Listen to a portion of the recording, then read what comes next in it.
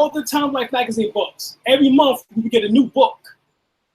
I don't know if y'all ever seen the Time Life magazine books.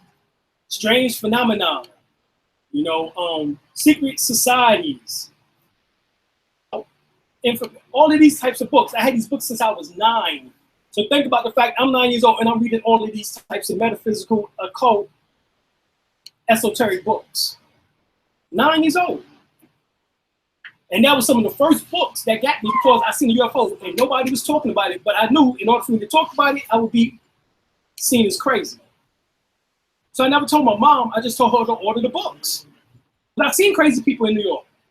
You know when they be walking around, talking to themselves, digging in the trash and all types of stuff. All right? I seen that as a kid. So I knew, okay, they must be crazy. I'm not going that path. So, matter of fact, I didn't even talk about my UFO experience until I was like 19 years old. So 10 years later, I talked about it. And it was only in front of other crazy people. All right? It was called the Ansar Allah Numan Islamic Hebrews under Dr. York. And so we was crazy together. But we all believed in UFOs. Or we had some type of experience with them in some shape, form, or fashion. All right? So, as you see, this is more of a light plasmic one. Ship. This is more of a plasmic ship. All right? This is a group of people who have joined together to form what is called a macabre. All right? In which that we refer to as a mothership. This actually is the writing in which that a brother gave me. His name is Jeremiah in Atlanta, Georgia. I was with my teacher, my wife, my teacher, and I was in Atlanta, Georgia. It was back in 2003. All right, 2003. And in 2003, he handed me this paper. Because he'd been having UFO experiences at a young age, just like I had. And he said, they told me to give this to you. And this is what he handed me. Okay? He said, when it comes time, I'll be able to decipher it. Okay? I'm still working on it. So who wrote that? Who wrote it down? The Anunnaki. You gave it to him? He gave it to me. Brother Jeremiah gave it to me from them and told me that they told him to give it to me. And he said, when it comes time, I'll be able to decipher it. I'm still working on it. So I ain't get there yet. So we're going to get there together, though.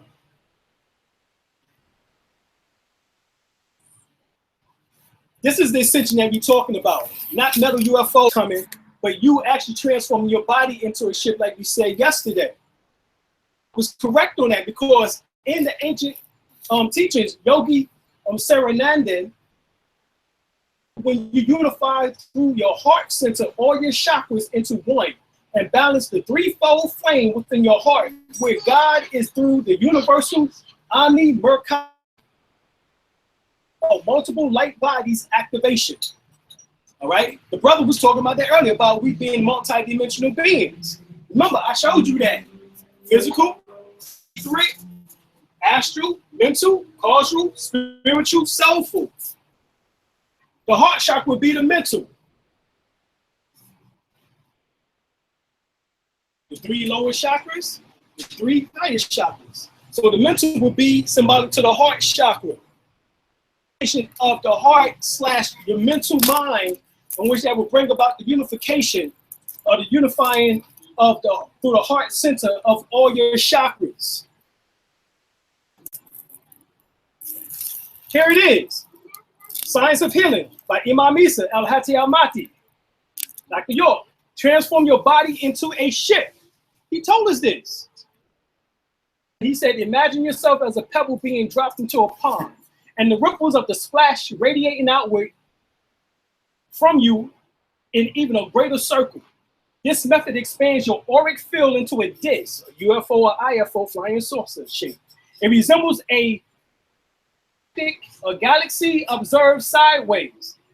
Now imagine yourself in space being dropped in an etheric sea, and at the speed of thought, 24 billion miles per second, the vibrations of such a drop sends further trembles of cosmic waves through ripples the universe. Now check this, begin humming. Sound like a hummingbird, bee, a drone, a bee, mosquito, a gnat,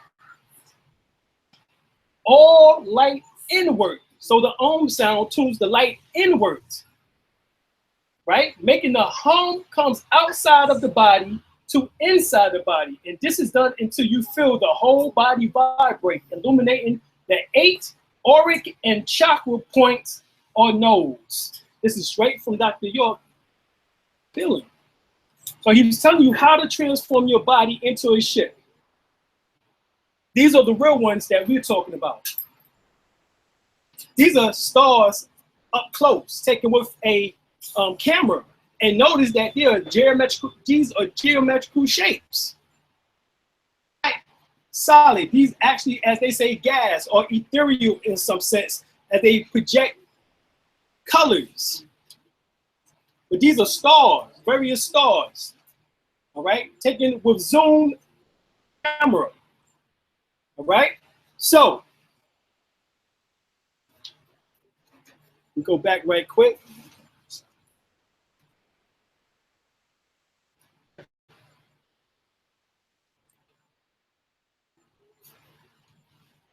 Practically speaking, everyone you see in mainstream media is a reptilian shapeshifter. News people, politicians, actors, magicians, political athletes, entertainers of every kind. At the low levels, brotherhood, agent populate forums and other social sites to monitor and guide public opinion discussion, pretending to be regular people like you. It's their job to keep you distracted, programmed, and inside a cage, imprisoned within your own mind. They built their whole false reality around you through deception and illusions of choice. Nations, politics, religions, education, economics, wars, technological progress, all of these things are brotherhood, draconian fabrications. Facade, which conceals the mechanisms of human enslavement. Everything that has that they do is completely staged, rigged from beginning to end. Even the weather and many natural disasters are generated through artificial means, technology. All right? They are dragons in a human disguise, and their association and allegiance are with Draken, not humankind. They are the master races of overseers to the human population, controlling the civilization from within. To them, humans are little more than cattle to be let down and slaughtered. Of course, all of this hinges upon the ability to keep humans blind to the true nature of the reality. It shouldn't be surprising that most of the leading people in the conspiracy and New Age arenas are part of that brotherhood. In other words, the Illuminati. All right? Now,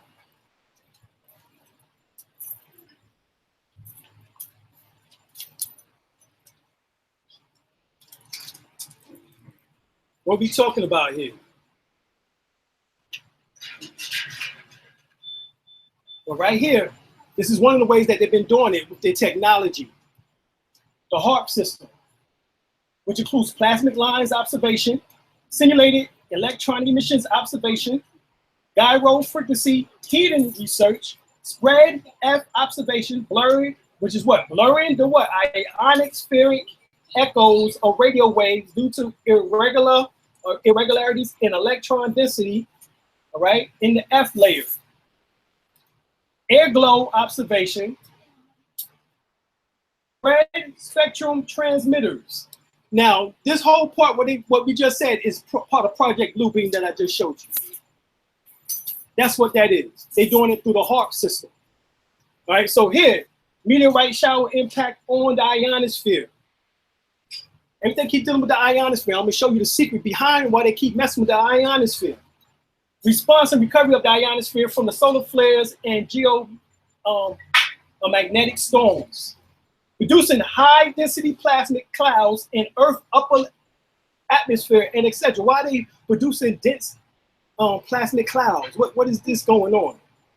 Nick Baggage, in his 1995 book, Angels Don't Play This HAARP, he states that the HAARP is a weather modification weapon. It is used to disrupt the ionosphere and may even be used as a mind control agent. As a mind control agent. So it says, if man can modify the weather, he will obviously modify it for what? Modify it for what? Modify it for military purposes. It is no coincidence that the United States Army, Army, Navy, Air Force, and Signal Corps has been deeply involved in weather modification research. All right, so weather is a weapon and generates, and general who has control over the weather is control over an opponent. All right, so this is the whole thing. This is coming from the book, The Weather Changes, published in 1968. 1968. The Weather Changes, they were talking about this in 1968. They're using the HAARP program over in Yemen. Yes. Right now. Yes. They used it for Haiti when they produced the earthquake. Yeah. All right, they've been doing it. President Ronald Reagan began developing the Star Wars defense program. That's all the HAARP is. He took this from 1968 from the Weather Changers and from that report that I showed you that was written in the 1960s. And by 1980s, Ronald Reagan was talking about this. And you see the development of the Star Wars defense program, which is now called HAARP, which is High Frequency Active Auroral Research Program, a 35-acre compound of 180 antennas near Kanoka, Alaska, remote village, right, in Alaska. This is used to study the Earth ionosphere. Why they keep messing with the ionosphere? We're gonna find out. This technology was not for the rediscovery of the scientist Nikola Tesla, which began in 1993 and allegedly finished in 2007. In September 1995, HAARP was tested with a patent number 5041834.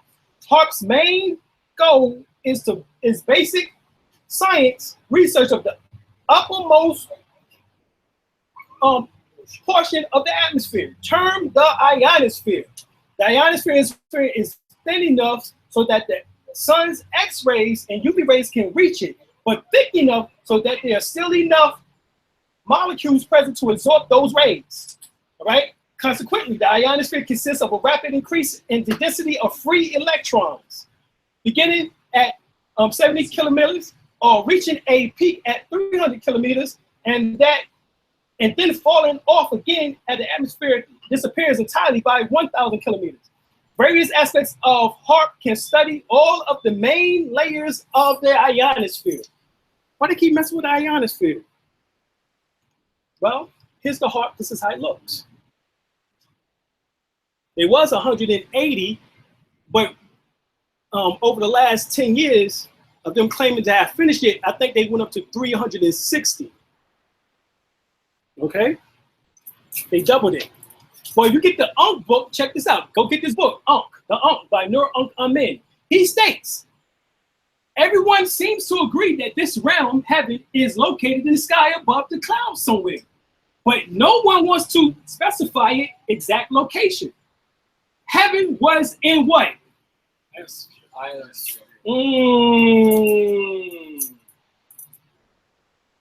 The ionosphere is what?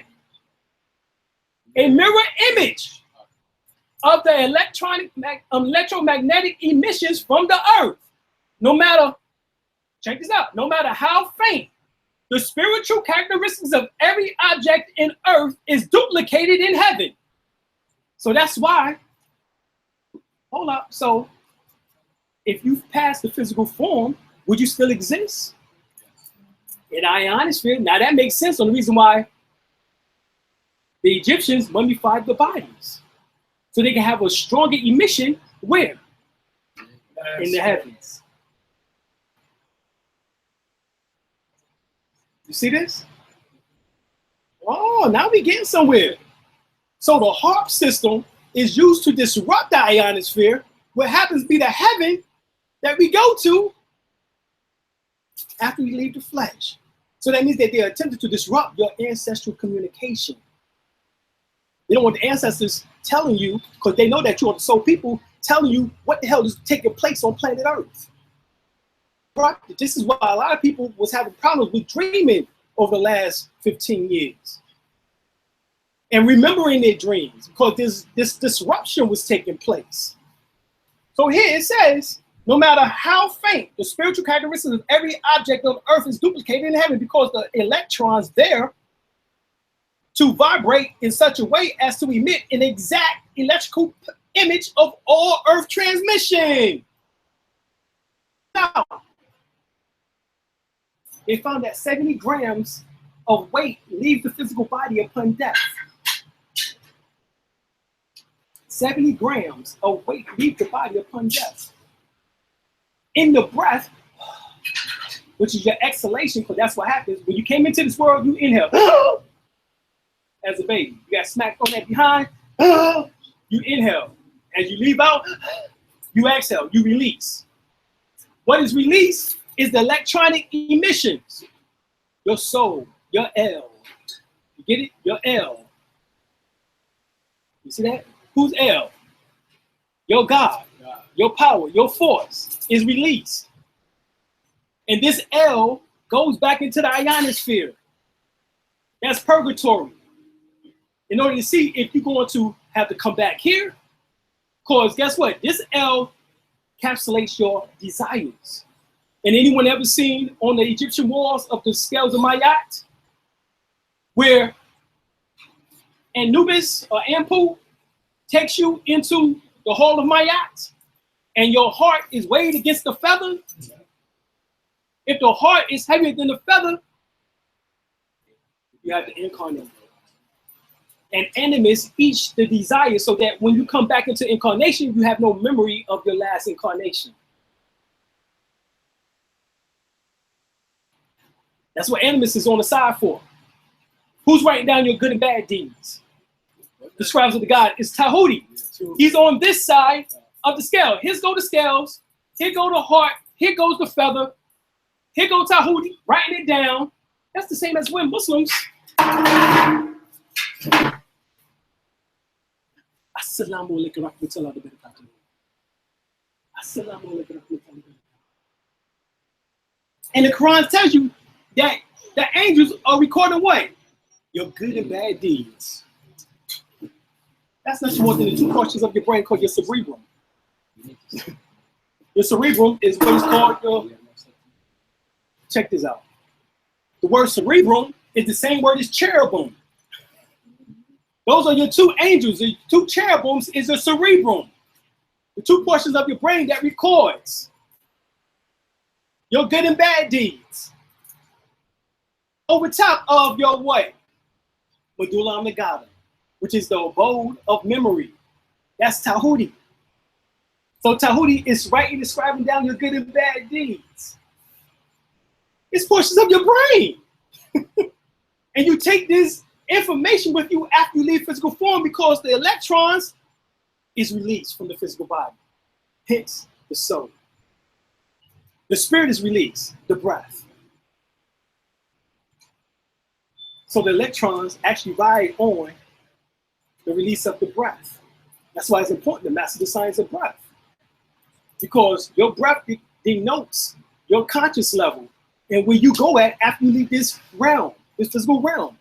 One of the first places is the ionosphere. But because there are other planets and other systems, guess what? You have to be electron emission to go beyond the Van Allen belt. But that's what can get beyond the Van Allen belt is the electronic emission, which becomes light enough because your heart is lighter than the feather now, which can actually propel you to another cosmic zone or planet or density level or realm where life can be up to 1,000 years, 5,000 years, 50,000 years you can live on higher dimensions. Quantum physics or hyperdimensional, it's called hyperdimensional physics. They say they have found at least 27 dimensions. All right? So these dimensions are planets or cosmic zones or density levels. Yes, brother. Hyperdimensional physics. Hyperdimensional physics. And they tell you that there's 27 dimensions in which that these scientists have found. So we know that there's life after death because they found the places that you go to or that you can go to. All right, so to disrupt the ionosphere, everybody got that, right? Being sprayed, chemtrails, not contrails, which dissipates in the moment after release from the jet. Chemtrails, however, do not and spread out and produce a haze called chemdome. The chemtrails work in conjunction with the HAARP. Jet sprays, chemtrails consist of barium, titanites, methyl, aluminum, and potassium mixtures in the stratosphere. All right? So not only are they messing with the ionosphere, they messing with the stratosphere, which sits below the ionosphere. So there's a tag team event because they know that the emissions, just like emissions, the electronic emissions leave and go into the ionosphere, the cosmic rays is able to push emissions down, in which they give you the ability in order to communicate with your ancestors or angelical beings or forces. This is where the angelical beings exist at. You have 3 realms or 3 areas for angelical beings. All right? You have the atmospheric angels, the etheric angels, and the archangels. Okay? These are talking about the atmospheric angels that we're talking about. All right? The ethereal angels, and then the archangels, which are the highest angels that we talked about, which lives in those realms that we went over in the beginning. So right here it says, HAARP reflecting back down. So right here it says, these chemtrails are used to reflect and absorb radio and electromagnetic frequencies that are induced by HAARP and reflect back down from the ionosphere. This activity is used to push or pull jet streams, which alters weather patterns. This manipulation can result in all sorts of different weather patterns, including storms, droughts, extreme weather, heat, etc. HAARP technology for weather modification in conjunction with the chemtrails use the atmosphere and particulates. Right? These particulates is what we now refer to as nanobot technology that they're talking about, and I'll show you. All right? In the stratosphere, chemtrails to reflect energy, solar energy back and forth in order to control the jet stream, which in turn causes the desired weather patterns. So these are the devils, they are devils. And here's the nano communication array, and this is blown up 60 times. Copper ore, advanced technology, array, large clear fibers. Once these nanobot technologies get inside your bloodstreams into your system, it can cause a disease called Magellan, which is like a skin disease. Magellan, all right? It produces lesions. TV show called Stargate. Stargate. Yeah. There you go. It had the nanobite The technology. nanobite, right? The nanobite technology. Exactly. Go and watch Stargate. It's been a while since it's been out, but it used to be one of the most watched shows when it comes to science fiction. All right, so scientists admit chemtrails are creating artificial clouds. They admit it. This is right here, Friday, July the 2nd, 2010. Paul Joseph Watson said it. Scientists now admit that the emission from aircraft are forming artificial clouds that blocks out the sun. Some people, and you get your energy from the sun, like Superman, and they blocking the sun purposely, and they can't stand the sun, or rather the sun can't stand them. You get this? So right here it says precisely what geoengineering advocate like top eugenics. So it's also part of a sterilization process. And White House science advisor J.P. Holdren had called for J.P. Holdren in 1977's book, Ecoscience, advocate poisoning the water supply to involuntarily sterilize humans. See this already? Flint, Michigan? Hell, before that, even in the movie, we saw it down. Remember 3 the Hard Way? Jim Brown? Fred Wilson? And we'll play my man, Brown. Oh, Jim Brown. Yeah, Jim Brown. All three of them was in Three the Hard Way. And their whole thing was to get Whitey because he get ready to poison the water supply. That was the whole basis of the movie. Go back and watch it. Voluntary sterilized humans. The fact that such eugenics are now in control of geoengineering programs that we have a direct impact on our health is alarming. You right about that. Scientists plans to block the sun by using man-made clouds. They coming out and saying it. Tuesday, 17th July 2012. So this is nearly 2 years later. And it says a pair of Harvard engineer David Keefe had announced that they intended to spray thousands of tons of particles into the sky to block the sun rays within the coming year.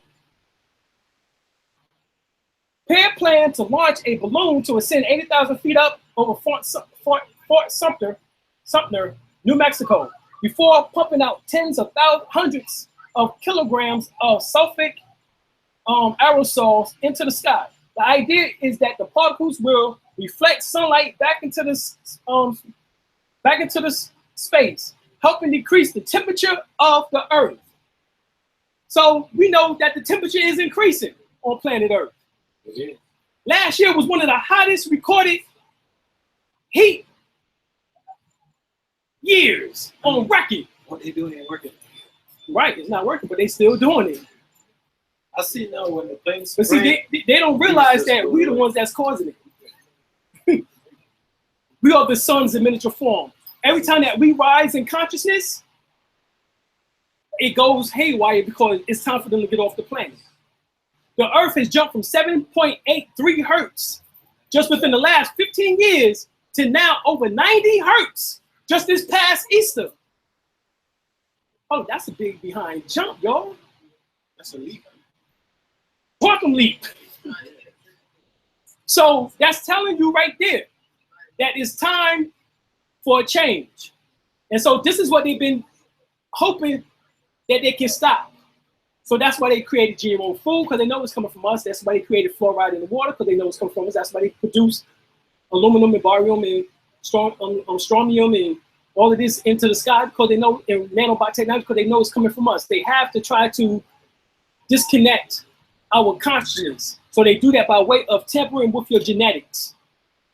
But they know that is your ancestral data bank. That's where you have that's where you go to commune at night with your ancestors. They come in your dreams and tell you certain things in which that you're supposed to be doing that can help. If you're open for it. Sometimes you just, in your dream, and sometimes you just be bitching. And so the dreams just play out in some format. But the ancestors want to help, so they're trying to communicate with you, and that's the way that they communicate. Oftentimes it's through dreams. All right, so this is why they are disrupting the ionosphere. They're trying to disrupt your communication with your ancestors. So that means even though the masses of our people aren't even doing anything similar to spirituality, African spirituality, they're not forming any shrines or any altars or etc. But they're still so afraid that this is still taking place. So this is what they're doing, right? So exactly, but a few of us that are doing it is actually what is keeping this going. Because remember, the Bible says it only takes 144,000. That's a very small number. And then remember, it says 144,000 will awaken first. Then lo and behold, another great multitude of all kindred tongues and nations with palms in their hands shall be awakened. So that means they're going to be the second. They're the second draft. All right, we're the first draft. We the first in this. We getting this now. So right here, the ozone has been depleted by what? Solar winds. The sun has depleted it. So when people talk about the ozone layer and how it's been depleted ever since the 1970s, you know what they said that caused that? They said aerosol from the cans, because we had afros. And we were spraying our afros with afro sheen. Remember that? Afro sheen? That was for the soul glow. We had the afro, right? The soul glow then come into effect, what they call the Jerry curl, until the 1980s. But in the 1970s, on up to the 1980s, you had the afro. So they claimed that the aerosol cans, which has monofluorocarbons in it, is what depleted the ozone. Instead of just telling you it's the Negroes who depleted the ozone, because they come in the image and after the likeness of the sun, because they are the children of the sun. So we destroyed the ozone layer so that the rays of the sun can come in. Hit them directly. Right, they hit them directly, get them the hell up out of here. That's what was all the uprisings in the 60s was about. The matter that we get, that anger from the 60s depleted a whole goddamn ozone layers. That's how bad we got upset. We depleted the damn ozone. So right here it says, so this is why various governments of the world are using chemtrails, try to cover up that hole. The military has stated that it is part of a mass vaccination against terrorist airborne assaults or attacks. The chemtrails are part of the genocidal program to reduce the global population by up to 90%. This is what Ken Adachi said, but it's not happening. But you go to the website, educateyourself.org, and read it. Nevertheless, chemtrails has been dropped on us since 1997, since the people without the people consent. Chemtrails has been scientifically analyzed, and bacteria, spores, aluminum, barium, zirconium, and other emittive, reflective metals and metals oxides have been found. Award-winning investigative reporter William Thomas has reported finds of 300 types of virally mutated fungi, molds, and bacterial spores in the chemtrail fallout. All right? Chemtrails have also depleted the vitamin D, that it can be delivered directly to the body. Additionally, doctors Straninger and Karjam and researcher James Smith have reported findings of self-replicating, check this out, self-replicating nano machines and rivers of silicon running wild through the bodies of Magellan infected. I'm talking about the Magellan disease. Researchers Clifford Cordicum had reported finding that chemtrail fibers, nanotechnology, and the abnormal blood cells of their exact match for the bizarre fibers in the blood cells found in those suffering from Magellan disease. Interestingly, over 100 top leading scientists have been killed, all right, and died mysteriously. You can get the by Mark J. Harper and microbiologist, master list. One just died about 3 days ago. They found with 3 bullets. Exactly. They say it was suicide. Right. So they've been killing all the biologists and microbiologists and virologists. They've been killing these chemists and biologists. They've been killing the natural doctors, the naturopath doctors. Dr. Sabier was one of them. Named Pablo, who happened to be the same one who was with him when he got arrested and had half of the money in his pocket. But yet he comes, I don't know when he was in jail, but he made it out. If he even got to jail. But he made it out. And now actually his Dr. Sabier's wife was just on YouTube just last week saying that Pablo took all the damn money, took the name of the damn company and the formulas of the company and got everything of what is called Dr. Sabi Cell Food under his name and under his organization now. So whoever this dude Pablo is, this Mexican dude, we need to find him. All right, we need to find him. They had the replicators on Stargate too. Bingo. And what did the replicators do on it? They went to one of them got infected, and then when he came back, replicators, they broke into the base, and they're like, they took over everything. Right. They had to shut down because it was Mount Shasta. Right. So they had to shut down the whole mountain. Indeed. So this is what we've gathered. 14 ways to cleanse the body from chemtrail, GMOs, fluoride, water, and other environmental toxins. All right? Nothing that y'all don't already know, but May 23rd, 2013, All right, you can install a HEPA filter or a high quality air purifier. You can also spend time in nature, since trees and flowers act natural as natural air purifiers. You can turn to vinegar, in particular red apple cider vinegar, if you can. Sometimes you can't drink that, but baking soda, citrus, particularly lemon juice, or if we say key lime juice or lime juice, and sunlight. Indigenous sweat lodge will help. You also have to use a dry heat sauna for the same effect. Fasting has, as a matter of fact, you can fast for 3 days and it boosts your immune system dramatically. Been practiced by different cultures and religions around the world for centuries as the effective way to detoxify. There's also yoga teachings, ancient yoga teachings, which cleanse the mouth, tongue, the thorax, as well as also the stomach and intestines by drinking and then eliminating it, hence Epsom salt, which old folks do that all the time with Epsom salt.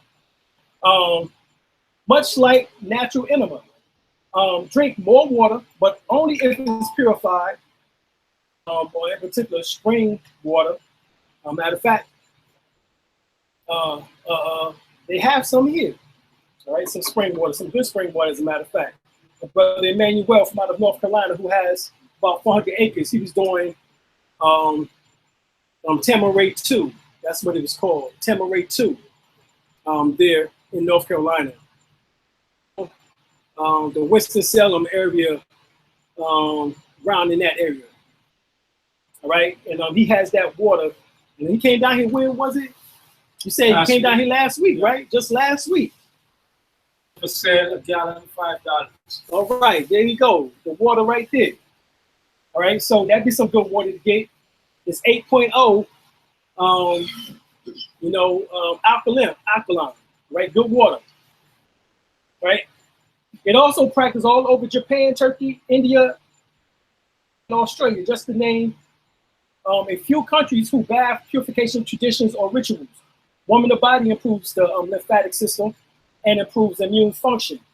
Turmeric is great for detoxifying the body, as well as also soursop, which is graviola banda, which is also known as soursop. Yeah, soursop, or what's called graviola. That's good. You can mix it with spirulina. Yes, real good. And so you can use that.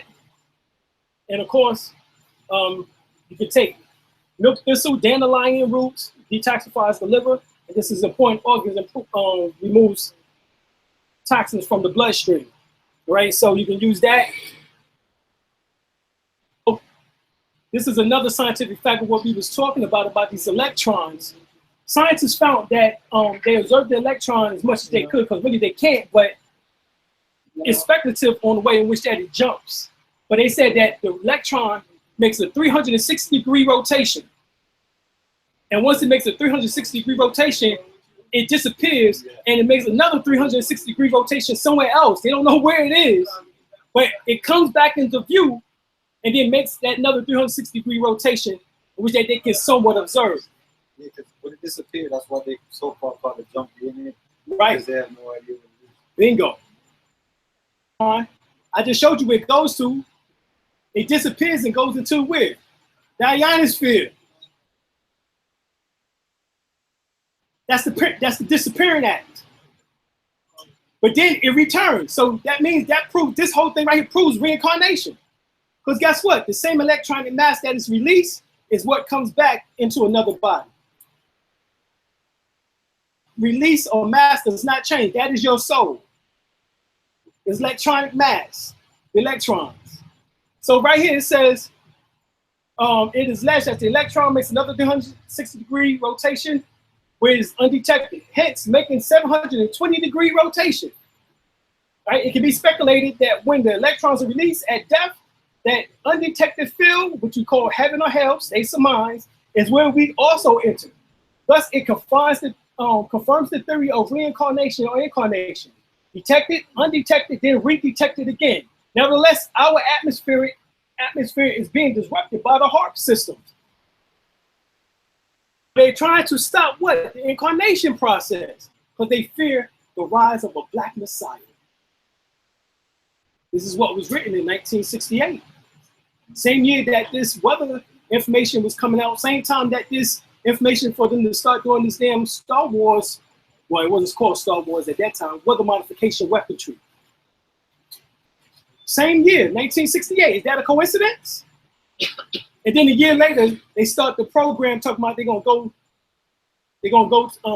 finally went to the moon. All of that is a spin-off of the Montauk brothers. Bingo. And even before that, with Nikola Tesla, who understood the science of free energy. All right, so in the book, The Biggest Secrets, David Icke says the Brotherhood have technology to mess with the weather, and they use it, no doubt about it. We have seen nothing yet but enormous changes in the climate patterns, and extreme weathers are likely in this period, along with geological effects of the Earth restructuring herself and preparing her body for the shift in the same way that the humans are having to do. We and the Earth are being challenged to synchronize our consciousness and its physical expression with the rapid acceleration frequencies now bathing the planet. All right? The Brotherhood is seeking desperately to hide these facts from blaming the weather changes or El Nino. They know that once people realize that something is very different is happening and the dominoes will fall, the game will be up because the energy changes are waking people up. The Brotherhood knows that this is coming and what effects it will be. They couldn't jump into they couldn't jump into a spacecraft and photo with the sun or go into the center of which off the new vibration. The only alternative was to hijack the awakening consciousness and lead it back into another cul-de-sac, another rule and regulation religion, where it would be no threat to the Brotherhood agenda. We are clearly being prepared for revelation about these entities because the highly charged, highly frequency energies will increase dramatically the numbers of the people who see these entities of the lower fourth dimension. They need, it's right here saying increase dramatically in the people who see these entities of the lower fourth dimension. They need the microchip control in place before they are seen openly. Changes advance. So who is he talking about? Well, let's see.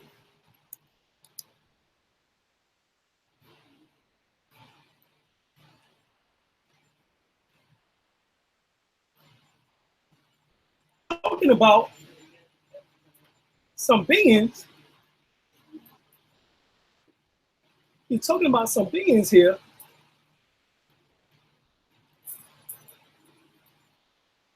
Phenomenal that he's talking about them. Let me go out.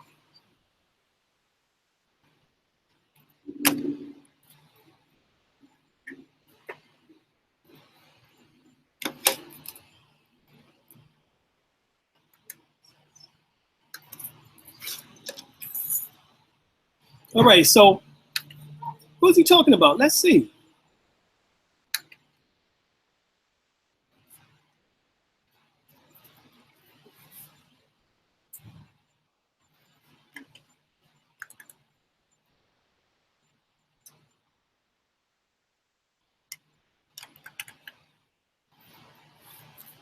Eight reptilian traits in human beings or mankind.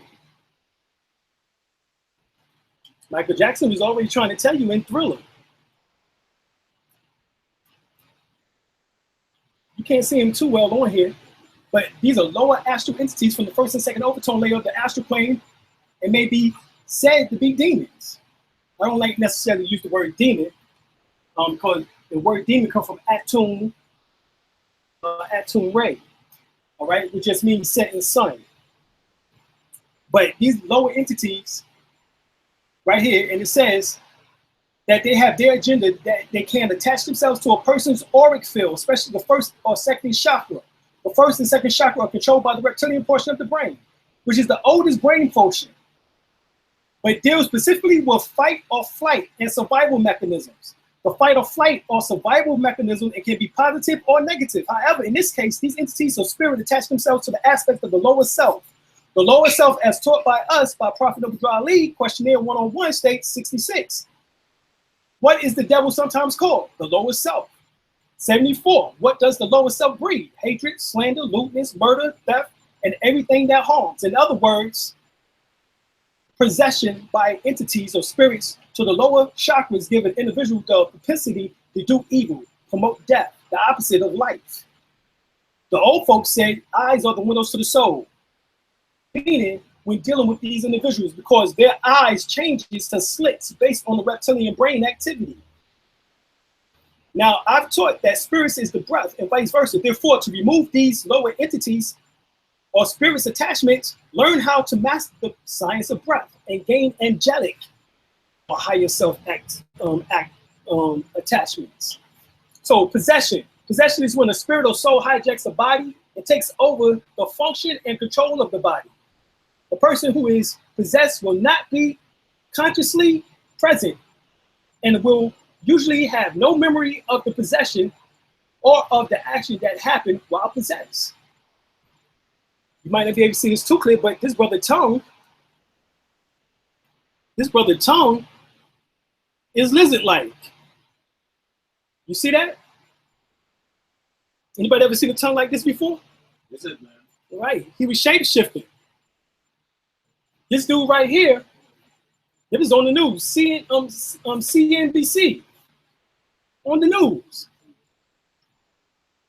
This guy was talking, and this dude over here does a serpent song, a serpent noise, something like. He did that to him on the news. So if your ultimate goal is to be famous, then you're going to do a lot to get there, like sign your name in blood in a contract with the devil. This is what Melissa Ford said.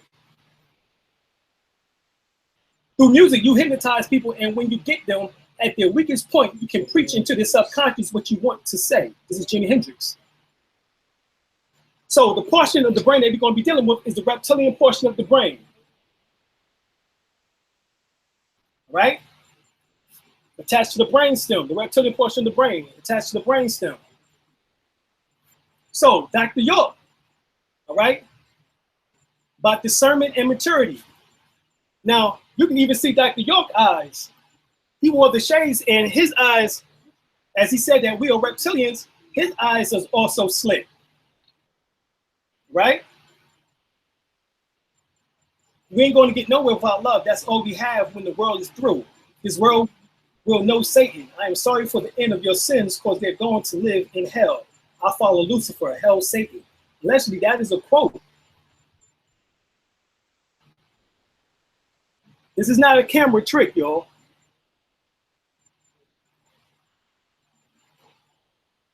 What do you think? Look closely. Enough aliens or demons? This is Beyonce at the 2015 Super Bowl, where she was getting inhibited by one of the beings. Jay-Z is a follower of Crawley. Has that will. So not only he's saying he's a 5%, that he's a god, he also followed Aleister Crowley. And Aleister Crowley was the so-called beast or 666 man himself. All right, Nicki Minaj, alter ego is Roman Polanski, none other than Roman Polanski, who was infamous pedophile. Her brother is a pedophile. And she got exposed on that by Remy Ma, who exposed that her brother was a pedophile. And she chose the name that her alter ego is Roman Polanski, when we know that it's Roman Polanski, and he's an infamous pedophile movie director who raped a 13-year-old and then fled the country. Remember that? So who she says Roman is a crazy boy who lives in me, and I say he says the things I don't want to say. I ask him to leave, but he can't. He's here for a reason. People conjure him up. Now he won't leave. People conjured him up. Exactly. This is what is taking place. This is why they have to put out the chemtrails and all these damn distractions to keep us from realizing who's who on planet Earth. Dr. York told you that back in 1988. Who's who on planet Earth? That was one of the most books in which that was out. So we're gonna find out who's who on planet Earth. feel like I'm going insane. Yeah, the things in the night to come and grab. It's creeps up inside you and consume you. A disease of the mind. It can control you. This is what Rihanna said. True indeed. True indeed. This is what we mean by the reptilians, the controlling the industry. They becoming possessed by these entities at the first and second chakra level. The brain. So right here, they're under control by these so-called satanic reptilians. All right. So right here,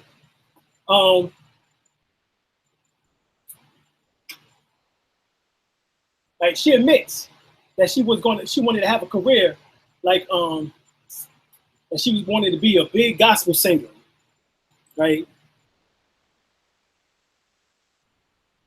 She said I wanted to be like Amy Grant of music, but it didn't work out, so I sold my soul to the devil. This is what Katy Perry said. She said this on the interview. Well, she did, didn't she? What is going on? Why is this happening?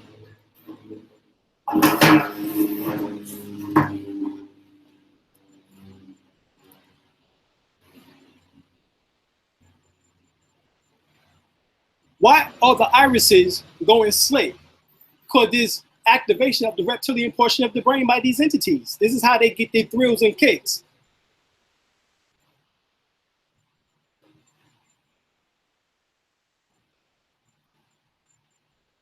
Lady Gaga.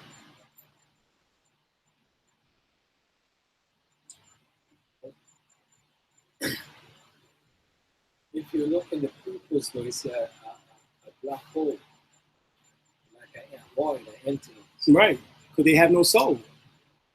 So right here, I sold my soul to the industry, and all I got was this lousy agreement. This is what Britney Spears said. And remember, she went crazy. All right, there it is.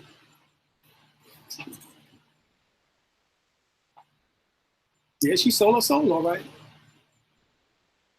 Oh, doing the Illuminati ritual, you are indeed partly tied up, nude, and they have all types of things in which that takes place. I won't get into all of that, but right here, Satan is not a person, but a force created for good, but which may represent evil.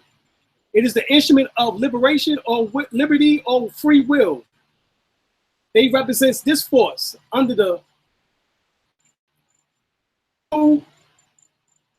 and horn form of God Pan. Thence come the he-goat of the Sabbath, brother of the ancient serpent and the light bearer. This is what Albert Pike in his Morals and Dogmas say.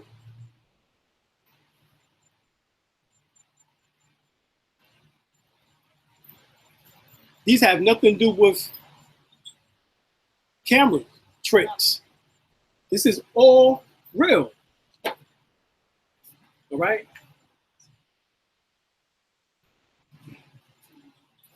This is what Brad Pitt said. I could really try on something different for myself. That was Satanism. It worked out really well. I made a pact. That's why.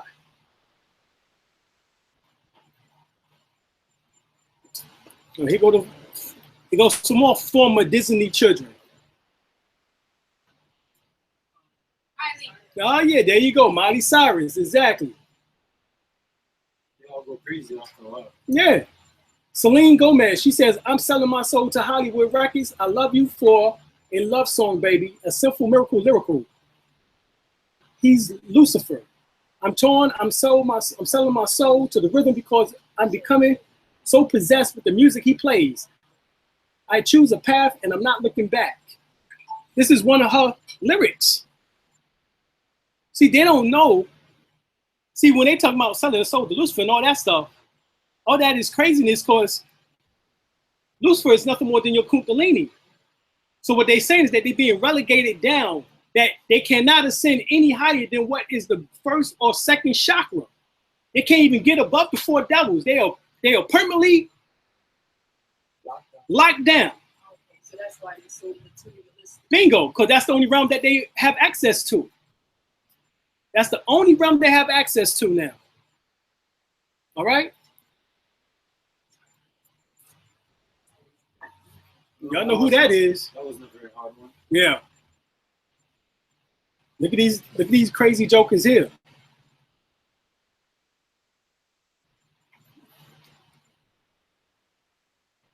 They're gonna tell you that this is some disease. Oh damn! Everybody got it. Yeah. Hold on. 1 minute the eyes are iris is round, and all of a sudden it's slit, huh? Right. This was on Dr. Phil. Wow. Her behind blank. Now this is, you can see how clear this is, right?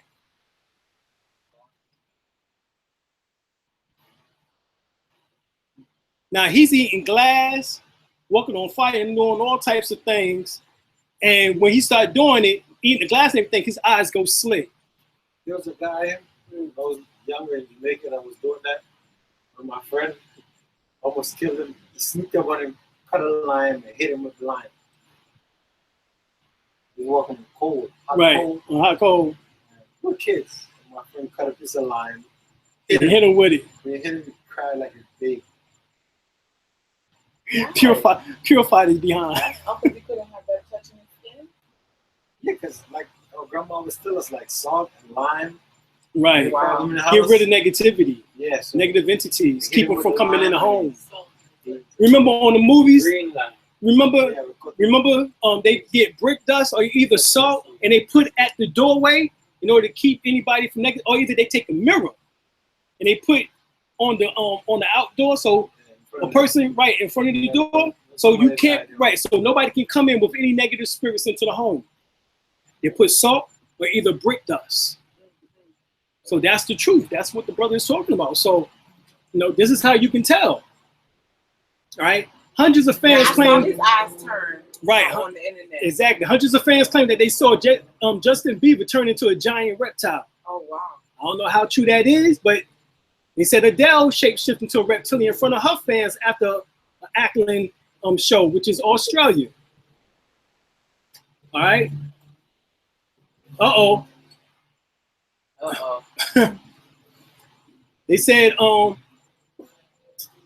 Caitlyn Jenner caught shape-shifting in public. Goes viral. Just through scales claws, flickering black eyes, everyone is freaking the F out. Caitlyn Jenner just grew brawny scales of claws. She has black snake eyes, brawny egg. Fuck, am I going mad? Horror show at Noovie keeps changing to a giant reptile. I don't think I can finish my sushi. Caitlyn Jenner and Kendall at Nobu, and Caitlyn keeps turning into a fucking reptile before my eyes held. Y'all, this is serious. Caitlyn Jenner at Nobu, Malibu, massive, like 8 feet, scales, bony ridge and head. Hashtag fleek. So So this that's is what what she turned into? similar. I'm gonna show you what they talking about in a second. So this is a distortion. Allegedly, this is coming from some type of machine that, in which that produce a physical garb in which that keeps them from shape shifting out. This is what it's taken. This is what it's said to be. But notice, only thing in which that is changing is her. There's nothing wrong with the ANA or the word story. There's no pixelation in the background. Live, It's fine. IVE, that's fine. This is fine. So why is this pixelation is only taking place here? They have a show, TV show called Doctor Who. Right, Doctor Who. In England. He encountered some beings that was like water creature, but he came on land. Right. And he created this device that when the device vibrates and hits them, Right. it shows they're real. Right. Well, remember, this same thing was in They Live. Ronnie Piper put on the glasses and he seen who was real and who was what? Monsters or extraterrestrial or aliens, as they would say, right? You see who they was aliens.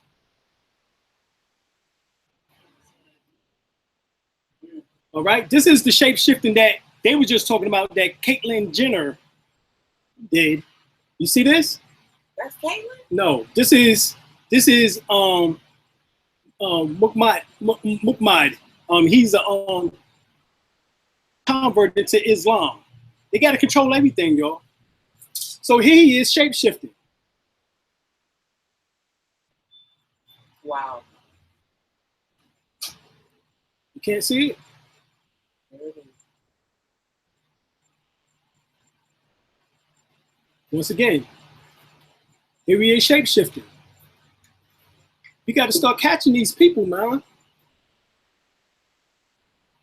That way we know who they are.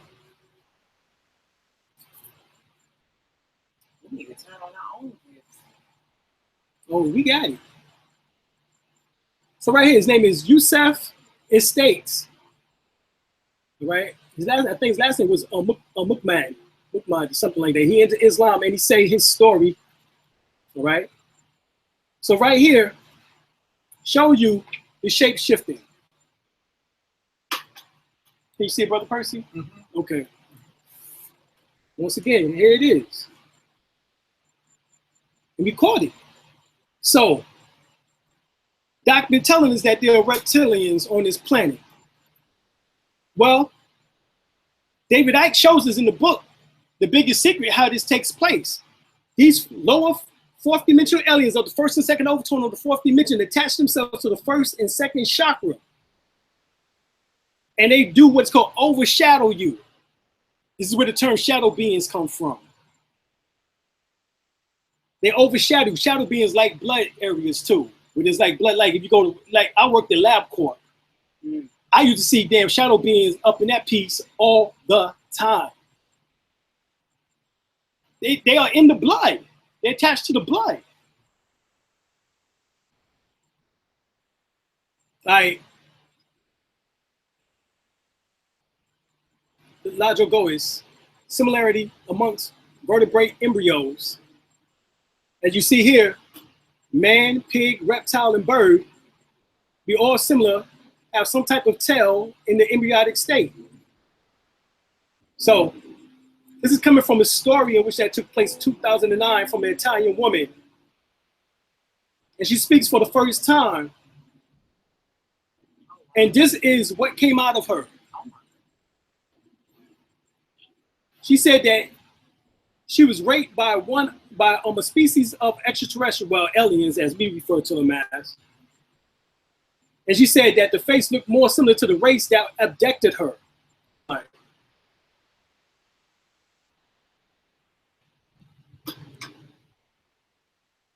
Move a species. Say it again. Move a species. Yeah, move species, exactly. So right here, human beings are simply pawns in a great game being played by alien minds who control mankind every move. These alien minds come from another universe. Actually, I just say one of the dimensions. The law of chemistry and physics are completely different from ours, somewhat. The super intelligent entities are so different from us that they apprehend them and describe them in human. So right here it says, these entities seem to be totally free from any such physical restrictions as bodies, and they are more pure, more like pure intellect or intelligence.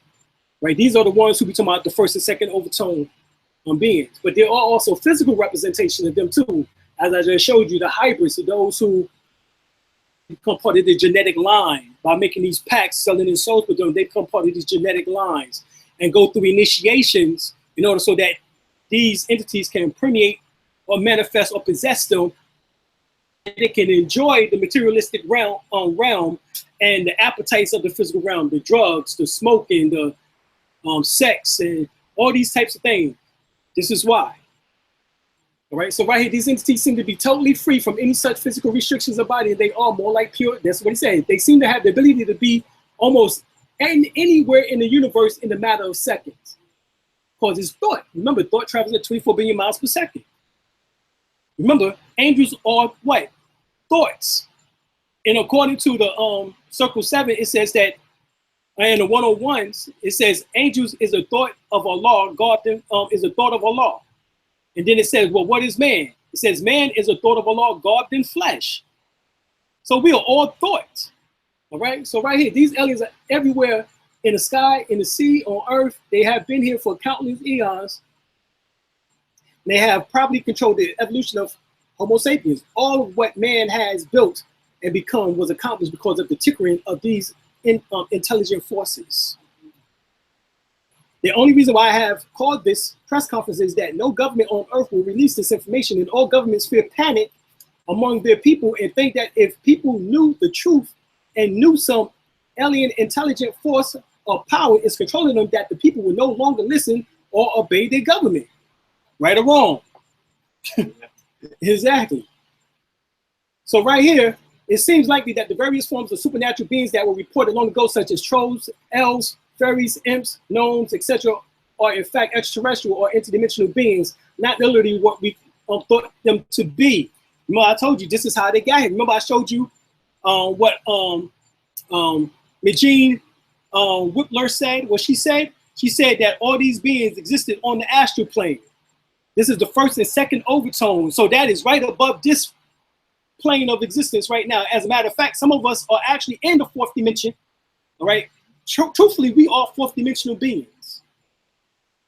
So this is why we are seeing these type of beings at this time, because we are in their realm right now. All right. This is why it's so imperative for us to not have these connections with them in this way. All right. So right here, method acting is where an actor literally becomes separated from him or herself and attempts to become fully absorbed into the character they are playing. They never go out of character during the entire filming because they have become the character. This is what some say. But there is also a difference between the kind of acting when you're pretending to be someone else and the type of acting where the goal is to become someone else. This method of acting in truth is not really acting, but they are having spirits act through them. This is what Denzel Washington said happened to him in what? Malcolm X. They conjure these spirits by heavy meditating on their imagination so that they will become the character, but they are really becoming vessels for demonic spirits. It is states that all actors are moderate day shamans, and he learned the ancient shaman or rocks. Now, this is why you see Africans and Native Americans and Aborigines use masks and different other things. And it says we use rocks as some sort of magical object. They have power to it to invoke spirits. This is from the book, The Way of the Actor. All right, Brian Bates. He's telling you. Well, anybody know him? Right, this is Nicolas Cage. And he says something very important. He says, I would paint my face with black and white makeup to look like an Afro-Caribbean icon called Samdi, or an Afro-New Orleans icon who is also called Baron Saturday. This is the same warlock that was purported or portrayed in the movie Princess and the Frog. Dr. Facilitator, all right? That was Baron Samdi. He is the spirit of death, and I would put black contact lenses in my eyes so that I could see no white, no pupil, so I would look more like a skull or a white shark on attack. He says right here, on costume, my leather jacket, I would sew in ancient thousands of year old Egyptian relics and gather bits of tourmaline and onyx and would stuff them in my pocket to gather their energies together and shock my imagination to believing that I was argumented in some way by them or in contact with the ancient ghosts. I would walk on the set looking like this, loaded with all these magical trinkets, and I wouldn't say a word to my co-stars or crew or directors. I saw the fear in their eyes, and it was like oxygen to a forest fire. I believed I was the ghost writer. See, I saw that movie. Yeah. Yeah. See that Right. The fear thing. Right. I heard the thing that when you're afraid, you release an enzyme in Right. your brain, Right. and to a certain entity, it's like an elixir. Exactly. So like the boogeyman in the closet has the whole concept of that. Right. Well, that was in the movie Monster Inc., the children's movie Monster Inc. The little green one. Right. Yeah. Right. In the movie Monster Inc., and come out the closet, scare the children, and they would capture the scream of the children and take the scream back to their world and put it inside a machine in which that ran their world. So their world was ran off of our fears. This is what is going on now with these entities in the the first and second overtone of the fourth dimension. They're running this world off of our fears. Yes. Not only that, they have a way to see anywhere in the world where that type of energy is released. Right. And Right. That's why they do that. And not just the figures, also the people. Exactly. Exactly. When the frequency of fear, Right. it Gives off. That's right. and it is Right. Think about what happened in 2001 with 9/11. Man, shoot, that was a worldwide. So they think about how much energy and then every year they keep making you relive it. Yeah. Right. Even Oprah, she says it. She said, "I try to empty myself and let the spirit inhabit me." Now we got to think about what is these spirits that they talking about, because I'm not hearing them making any differentiation. You see what I'm saying? They got to be a discerning of spirit. And so when they just saying spirit, I don't know what you're talking about. You better tell me a little bit something else. See, what you call it said, he said Baron Samedi, but we know Baron Samedi. All right? Anybody who listen to Bobby or Panic, they talk about Baron Samedi all the time. So we know Baron Samedi from the Voodoo. All right, but hold up. He's an actor saying that he's playing the role. He's playing that role as Baron Samedi in ghostwriting. All right? The devil comes, and soon my subconscious and consciousness might start to brawl as this cunning demon takes me as his voodoo doll. This is Fergie from Black Eyed Peas. All right? This is my man, Carlos Santana. But right here it says the energy of demons and angels is the same energy. It's how you use it as fuel. You meditate and you got the candles, you got the incense, and you've been chanting, and all of a sudden you hear this voice, write this down. So understand, he has the same information. If you read the Keys of Solomon, the lesser and the greater keys of King Solomon, the demiurge, or the demons, and the angels. And he did it through the 5-pointed star and the 6-pointed star configuration. This is why Dr. York used to have us wear the 6-pointed stars all the time. All right? So Carlos Santana, he was on point concerning this. Right here, Gene Simmons, he said, "I've sold my soul to the devil." Lil Wayne, sold my soul to the devil, made a profit. Oh, Kanye West, why he went crazy? I sold my soul to the devil. I know it was a crappy deal. At least it came with a few toys, like a Happy Meals. That was one of his last popular rhymes. He said that in. Even my man J. Cole from Fayetteville, North Carolina, said, "Sold my soul to Satan. I've been dancing with the devil. So when you get to hell, you can say you know me. I'm easily attracted by the dark side. That will keep following." All right, so right here, Drake. If you sell your soul to the devil, you gain more grain. You get more grain. Eminem, I sold my soul to the devil. I'm going to hell. I'm headed to hell. The way, the money, the women, the fortune, and the fame. That means I'll end up burning in hell, scorched in the flames. Satan be in the sea, me later to see if I'm interested in being partners. Devil worshiping Satan music.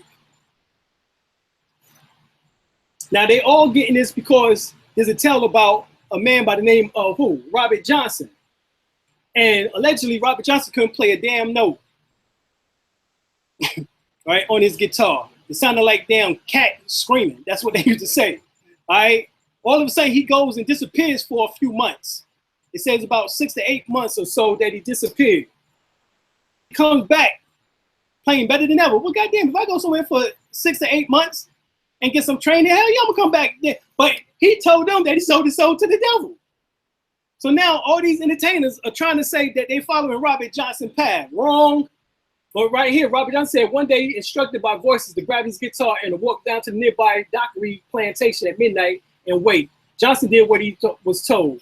And soon a tall, dark man emerged from the guitar, turned it, and played a few songs. All right?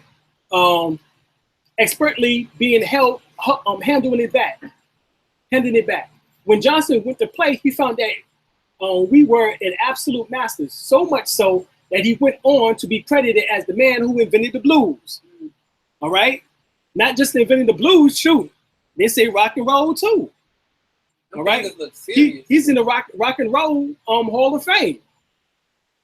He said that he made his pact with the devil, Satan, at the crossroads of the Highway 49 and 61 in Clarksdale, Mississippi. This is what they say, right? That's the crossroads. We know the crossroads now, but Issue and Lake Bar. Yeah. Okay. But that is a lower nature, though. Yeah, but you got to have it in order to move up into your higher self. You can't bypass it. The problem with the people who sell their souls is that, like I said, they're regulated they're stuck at the first and second chakra. All right? They're stuck. They can't move above that. So that is the problem. They're earthbound in that sense. So Rock and Roll Hall of Fame say he's the father of rock and roll. Robert Johnson's songs are the bedrock upon which moderate blues and rock and roll were built. All right, so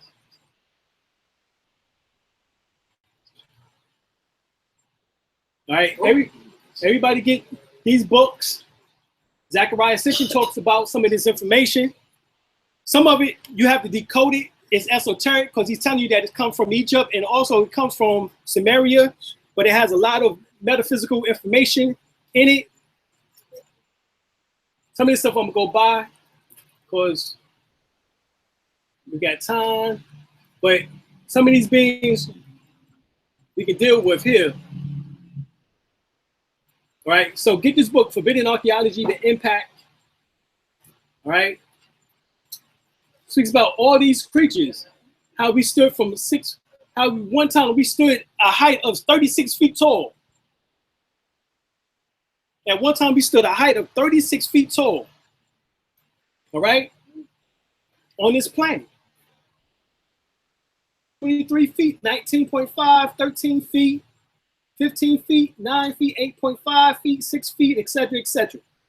All right, this is who they refer to as the Nephilim, the giants, the Nephilim, or what is called the Gigots, right? The Gigot, which is also called Gigantus.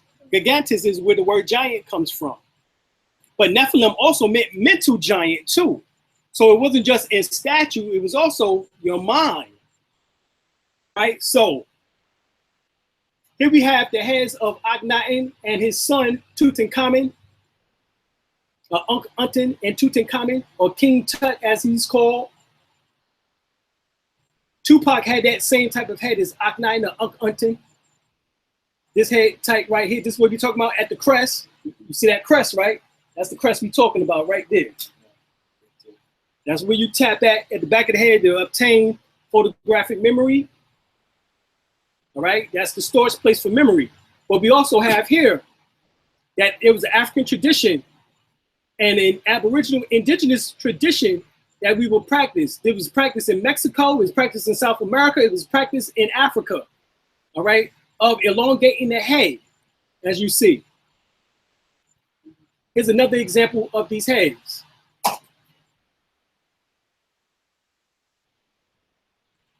Right, we have the Tyros that Dr. York speaks of.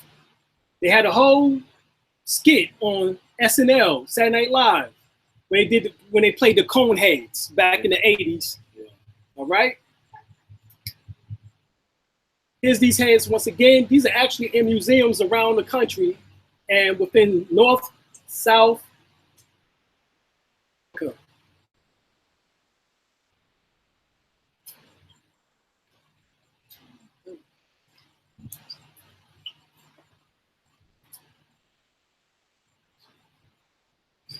Right?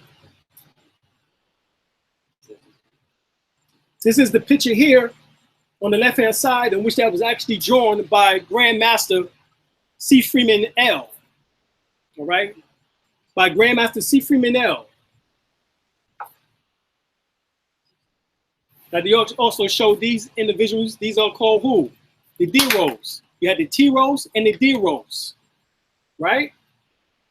That's where the big-headed scientists come from, as they keep talking about.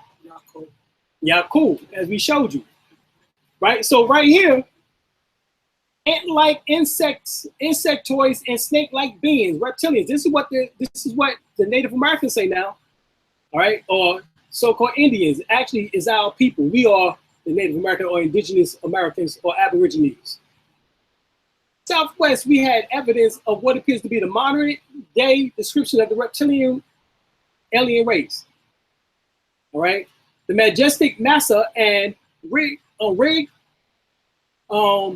mountains of the American Southwest is the home of Native American people like the Navajo, the Zuni, the Pueblo, the Hopi, and Apache. These tribes have many different beliefs, but their creation story all share something quite remarkable in which that they share that the belief that they came up from the ground. Came up from the ground, y'all. They come from outer space. Came up from the ground. These insectoids, who are the Greys, and these reptilians came from up under the ground. These were the ones that in the book of Revelations speaks about that get bound inside the earth. And they've been tied and bound inside the earth for hundreds and millions of years. All right? But because they've been here so long, they feel like they are the ones in which that supposed to be controlling the surface of the planet. So this is why they are now terraforming the planet with these chemtrails and all of these things, trying to wipe off us, off the planet, so they can take over. This is what I'm showing you, these beings. So here, the Apache and Pueblo Indians, the Zuni and Hopi Indians have a legend that has emerged from the ground world in today's world, or some of the southwestern people went back underground for safety. The Hopi of Arizona say that the ancestors escaped a deadly storm of falling stars. Snake people who took them to shelter deep in the earth. This is their stories now. The snake people took them into the earth to survive rights to the planet Earth. Dr. York said that this took place 65 million years ago, which destroyed the dinosaurs allegedly, and that the pygmies or the Twa people, who actually wasn't small at that time, they was the giants, went behind the waterfalls. And what happened is that after many years of being in the earth and being out from oxygen, because at the time when the meteorites hit the planet, the content of the air of oxygen was 35%. By the time that we came from up out after these dust storms and everything, after we came from up out of the friends, it became, it came 21%, and it's steadily falling now with them modifying the planet through their terraforming. Was that the asteroid that came, that was the war between Malona and that is allegedly when that took place, about 65 million years ago. Between 65 to 24 million years ago, there was some type of war which that took place, in which these meteorites bombarded the planet Earth. So we're talking about Moldic and Malona, definitely was part of that process. So right here, it says these deadly storms of falling stars, in which that was helped, and they was helped underground, and they was taken there by these snake people. You know what I'm saying? Who sheltered them? Today we know the other Hopi legends that speaks of the ant people who protected them from storms of fire and ice. The Hopi Indians survived cataclysmic by living in these underground worlds with the ant people for a certain period of time, and they eventually they emerged from the underground world back into the surface world. Today, the shamans and the elders of the Native Americans would tell you that before these people were able to emerge out there on planet Earth, they were brought here by the star people. These star gods, which according to them and their belief, arrived from outer space. Anunnaki. So here for decades, stories of encounters with UFOs and alien beings have been told among the people of New Mexico. All right, again, basically the Jacaria Apache Reservation. All right, which is near town of the Dose, which there is an alleged underground facility where aliens and humans work on several projects together. This is one of the areas, like Area 51. You have the Dose site. Right. So you have these areas, and humans and these aliens work together. These are the aliens these are the same beings that once helped us, help humanity, and now siding with the Albion and damn trying to get us the hell off the planet. Goddamn, how time flies that they must forget. I heard that they made a deal with right. Exactly. It's like they go and they're like, well, you want them off too, so. Well, if they want them off, you know. Because there was a. Right, it was a plan. There was a war in Dulce when they were digging. Right. And they ran into them, and the aliens shot up a bunch of them. Right. So they had a peace treaty because they dig too much into the cavern. Right. And went into their department. Right. And a war broke up. That's what I heard too. That's what we actually read. So this is what it says. For decades, stories of encounters with UFOs and alien beings have been taught among the people of New Mexico, right? Then it says, nestled in the shadows of the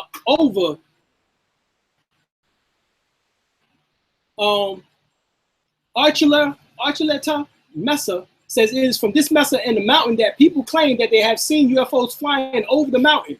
And even today, New Mexico is one of the places where the most UFO sightings occur.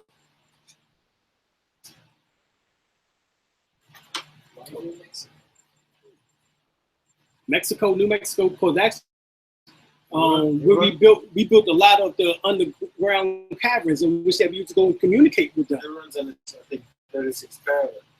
All they bases are built on that latitude. So right here, reptilians among us. Researchers into the reptilian phenomenon concludes that at least some originated in the Draco constellation. This is what is speculated, that they that they came from the Draco constellation. This is what they tell the Europeans where they came from. All right? We know that they came from inside the earth, as the ancient says, and that there was another species which did come from what they refer to as outer space. Right? So we're talking about two different species, but they both have reptilian-like features. Right? You have the dinosaurus people, all right, which are the ones in which they came from out of the planet Earth, who actually, I guess you would say, graduated from a dinosaur being, which I'm gonna show you those in a second here. And you had those who were also reptilian, who came down, who was the Anunnaki and the Syrian beings. Two different beings here. Nomos. They are the Nomos. The Nomos are the Anunnaki. The Nomos and the Anunnaki are one of the same beings. All right. The Dogon speaks of them as the Nomo. All right. The Sumerians called them the Anunnaki. All right. The Egyptians called them the Neters or Neteru. All right. So they're one of the same.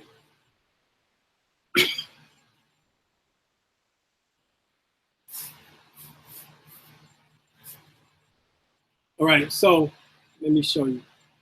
Here we go. So right here, this had the Draco, the tailless reptoid, one of the many types of the reptilian hybrids. Right, so various types of bipedal, upright walking reptoids have been reported. The three most common are these: the winged Draco reptoid and their superior, the Draco prime reptoids. Then you have two reptilian hybrids, as I showed you, the reptilian hybrids. These are the individuals who have the DNA in which which is accessible for them, so that they can live through and overshadow mankind, so they can continue having some type of access to this material plane. So here you also have the reptilians, or the gray crossbreeds. For the most part, the classic reptilian type 1 is what is addressed throughout this site. So if you went to the site about the reptilians, this is the one that they'll talk about. But this is Alex Collier on the real ET's ringleader behind most of the misery here on Earth. He says it's called the Alpha Draconians.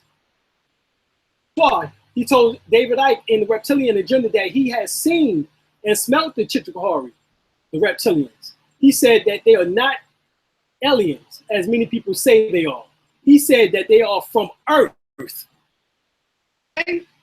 He said they are from Earth. And they are sexually compatible with our women. Now, this is exactly what the Bible says. When it says that the angels of God mixed in with the who? The women of men, the daughters of men, and made what? Nephilim, the giants in the land. This is what happens. So this is what Creed Moutois says. I believe him before I believe anybody else. What y'all say? So right here, thus making the earthlings too and are a part of us. Uh-oh, we're part reptilian. This is what Dr. York said, that we are the reptilians. As himself, that's why he wore them shades all the time.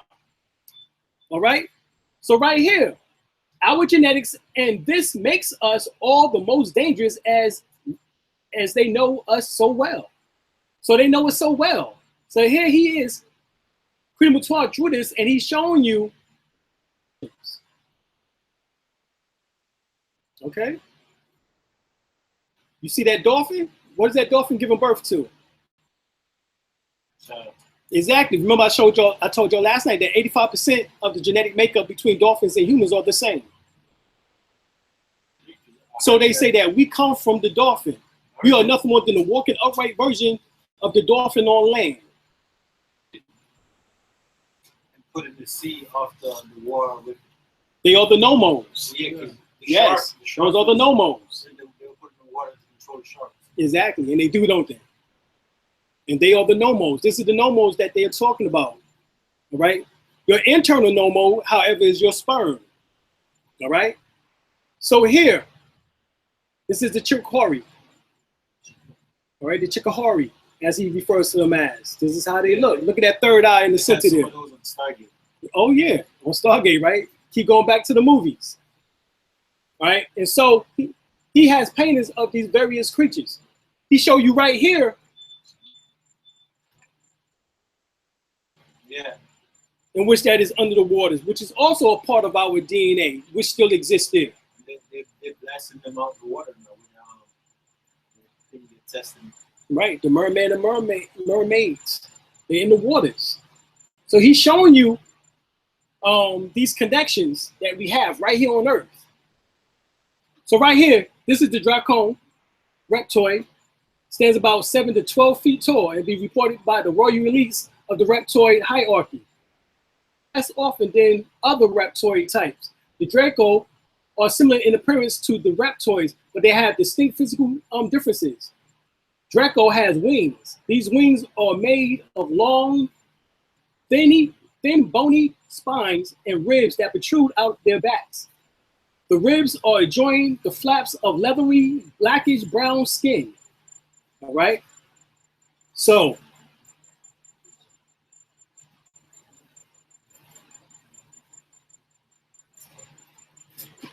right. Alex Collier, he says, on reptilian class system hierarchy in which that the discrimination are made between beings by rank, from royal to the workers and slaves, common to most negative ET systems. So this is the same similar system that they have of the caste system. And so that is supposed, the royal people is the ones in which that we just seen with the wings. Then you have the tailless reptoid. Right? This is what it says, is that these are the dinosaurs. The dinosaurs, and they are what's called the triodon. These beings, all right, zoologically known as the reptoids or dinosaurs, are said to be intelligent on par with us, but much older. Many times alleged to be the original intelligent race on this planet, evolved from small carnivorous dinosaurs at the end of the age of the dinosaurs. A million years ago. It says Del Russell. But see, we existed actually before 65 million years ago. All right, and I'll show you what I'm talking about because I showed y'all some of that last night. But here, Del Russell, visiting professor, Department of Marine, Earth and Atmospheric Sciences, and senior curator of the Paleontology, North Carolina State Museum and Natural Sciences, once published a professional thought experiment in which that he projected what the dinosaurs may have possibly evolved into if they had survived the so-called extinction event. In other words, if they survived that event that took place 65 million years ago. Morphology of the Pterodon dinosaur, the image that had arrived is in exactly to that which has been recorded through history by the ancients on rocks and modern UFO eyewitnesses and their contactees. This is a startling revelation. If one group of dinosaurs could have survived and evolved into animals that attempt to reproduce human speech, birds, then it stands to reason that another group of dinosaurs may have also survived the extinction event 65 million years ago and also developed a certain degree of intelligence and learned unique communication skills. It says the thought experiment that Dale Russell formulated demonstrated how some of the dinosaurs human-like in a role sign in evolutionary thinking. Now that means, if the reptilians are genetically compatible with us, meaning, as I showed you, some of us have these reptilian traits, as you've seen, these eye slits, right? And Krita Mutua just said that we are genetically compatible. An exact ancestor, right? We have the same exact ancestor, right? A dolphin-like ancestor, the Nomo, the Anunnaki, all right?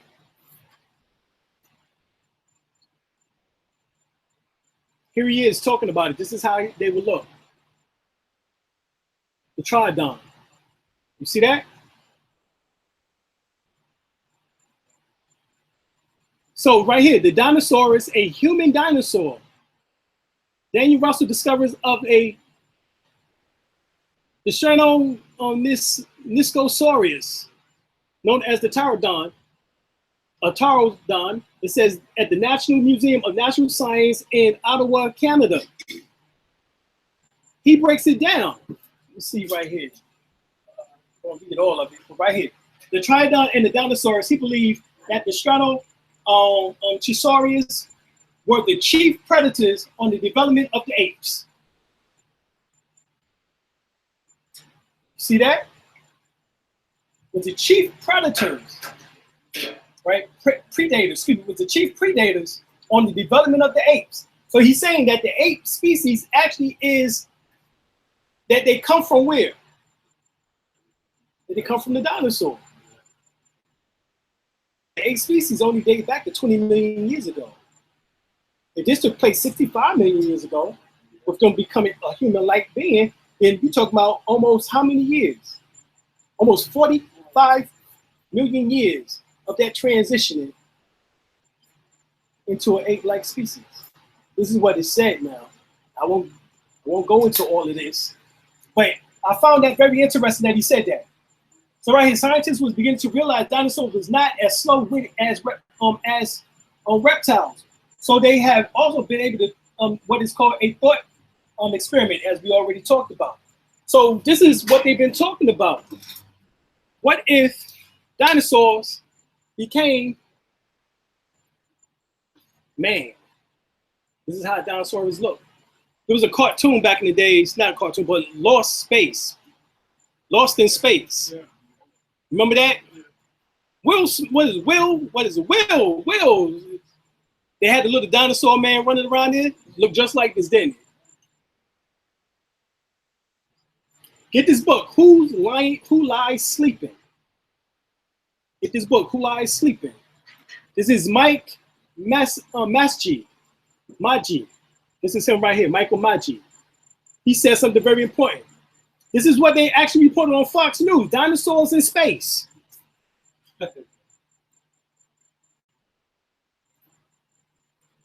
Mankind has adopted this position of global domination in just 5 million years. The dinosaurs we have seen were warm-blooded. Check this out now. Now they're saying that dinosaurs was not just reptiles, but they was actually warm-blooded. Remember, they told us that they was cold-blooded. And it says, usurp the rule of the Codans in only 5 million years. It said mechanisms exist for species to evolve at an astonishing fast rate.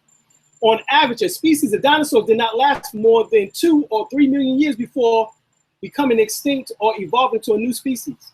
There is no reason why one of the dinosaurs should not have evolved intelligence during the last 5 million years or so of the Cretaceous period. Had the feathers of an intelligent mammal and indeed owed their superiority over the mammals for millions of years by having evolved them, All right, technologically, superior species of mammals reached dominance over the planet at the end of the 20th century. One species of dinosaur achieved human-like intelligence at the end of the Cretaceous period. In only a moment in geological time, each destroyed the majority of the coexisting higher life forms. So here's another example of all of that. So why is NASA using the double-edged tongue symbol of the serpent? Y'all know that's what that is, right? That's a two-edged sword. The double that's the tongue of the serpent. Yeah. Why is NASA using that? But anyway, get this book, The Dinosaur Heresies. Get this book, The Dinosaurs of Eden, or The Dragons of Eden, excuse me. He says if the dinosaurs had not all been mysteriously extinguished some 65 million years ago, would the Sauronite homininids have continued to evolve into increasingly intelligent forms? And both have spawned an amazing variety of different forms. The dinosaur manifested as everything from flying creatures, large and small, to the 8-ton Tyrannosaurus Rex. Right here, it says, could advanced dinosaurs rule our planet? These are all articles and books and everything, y'all. This is from ACS News Service, Weekly Press Pack, April 11th, 2012. See, they're preparing you for who they're going to have to show you in a few minutes. All right, they're going to have to show you the originators and the fathers of us. Disclosure. Right, disclosure. So they can't say that, well, we told you, you ain't listen. So here we have a moderate and Dinosaurus, all right, and we keep coming back to that same thing. Right, humanity extraterrestrial origins, right, get this book. Humanity's extraterrestrial origins. Right, so here we have out of many of the reptilian hybrids, the archons are positioned at Saturn and worshipped by elites. They are ships of thousands of miles long, and they process inorganic dark matter into plasma, which settles out into Saturn's ring material. The Earth leaders know about them, and many are infiltrated. They all worship the sixth planet, the sixth day, and the sixth pointed star. All right, and that is true.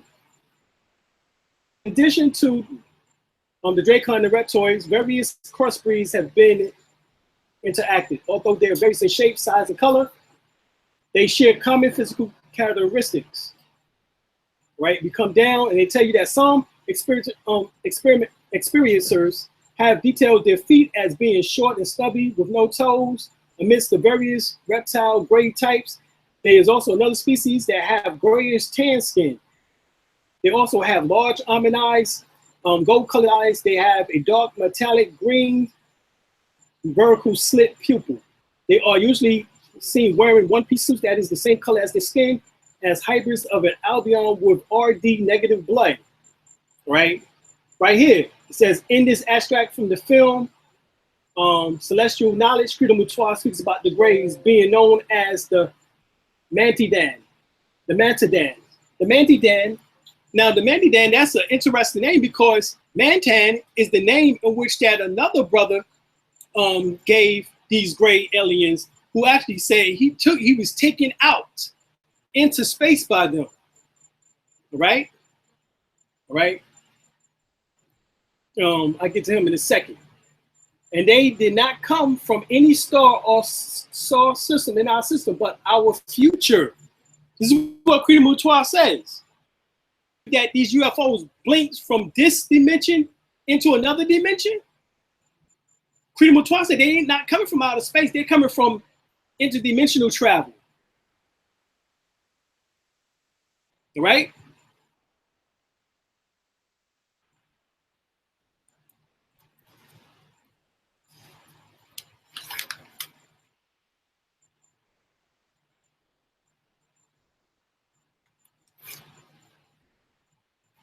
The truth is stranger than fiction. There's reptilian portion in us too. You can see it in the baby formation, 7 weeks. What you're about to see is a leaked video from a real gray alien in Roswell that was interviewed by the Roswell crash in the 40s. People believe that it is extremely realistic and rather far from fake. It is close to impossible to make such a thing with CGI at the time the video was released. All right, so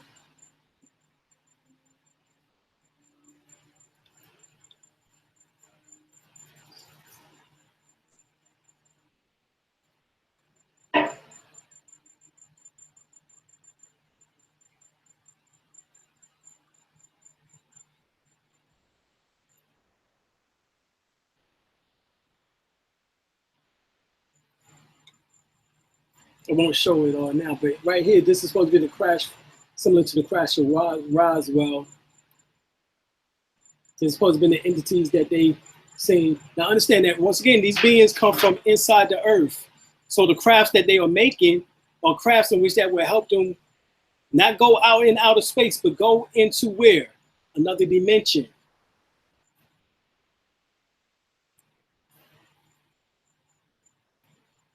This is actually a ship going in the waters. Remember, going in and coming out the water. These are crafts. All right.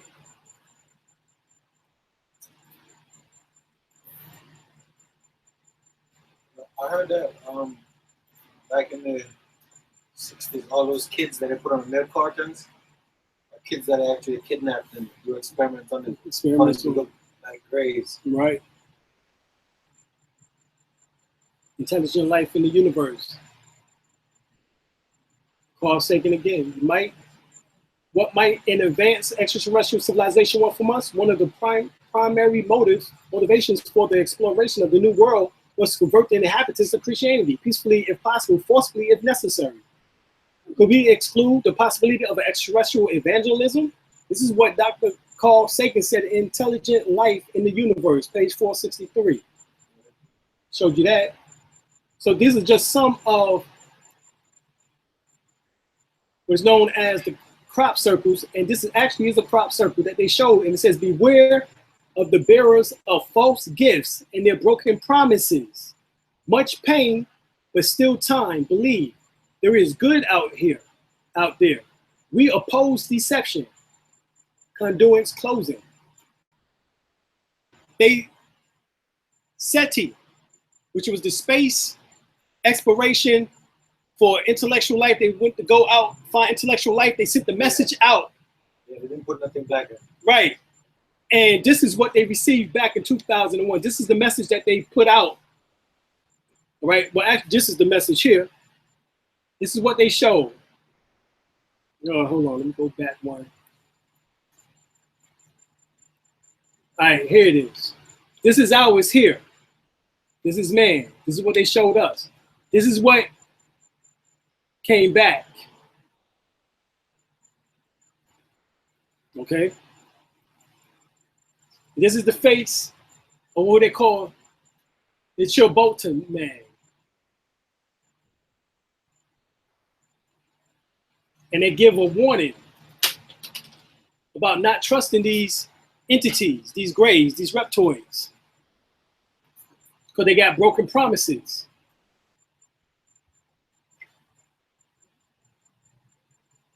All right.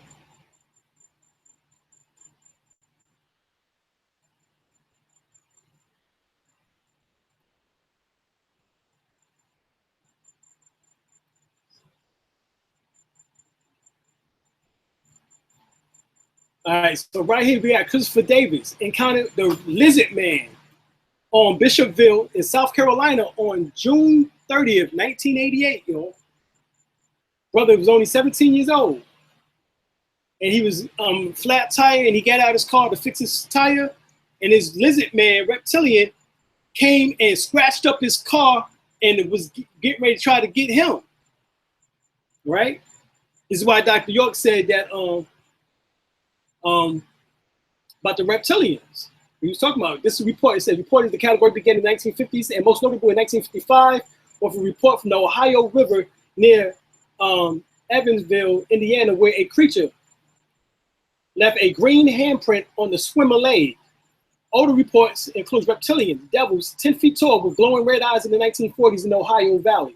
And reports occurs throughout the areas of India, Kentucky, Ohio, on both sides of the river.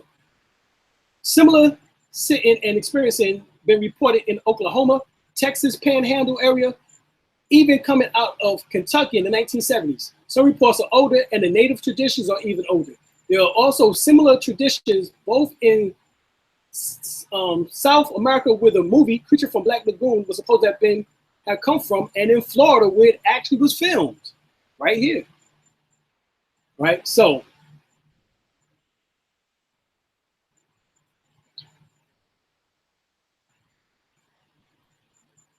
and this is where it's said to have taken place at.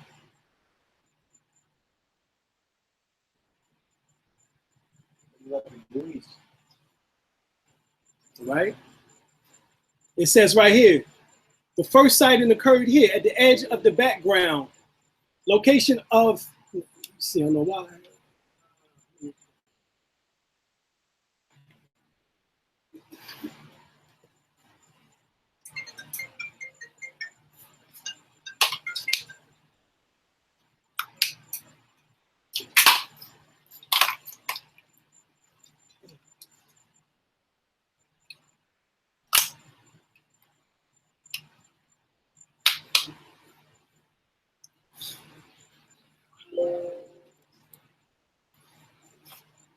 Right?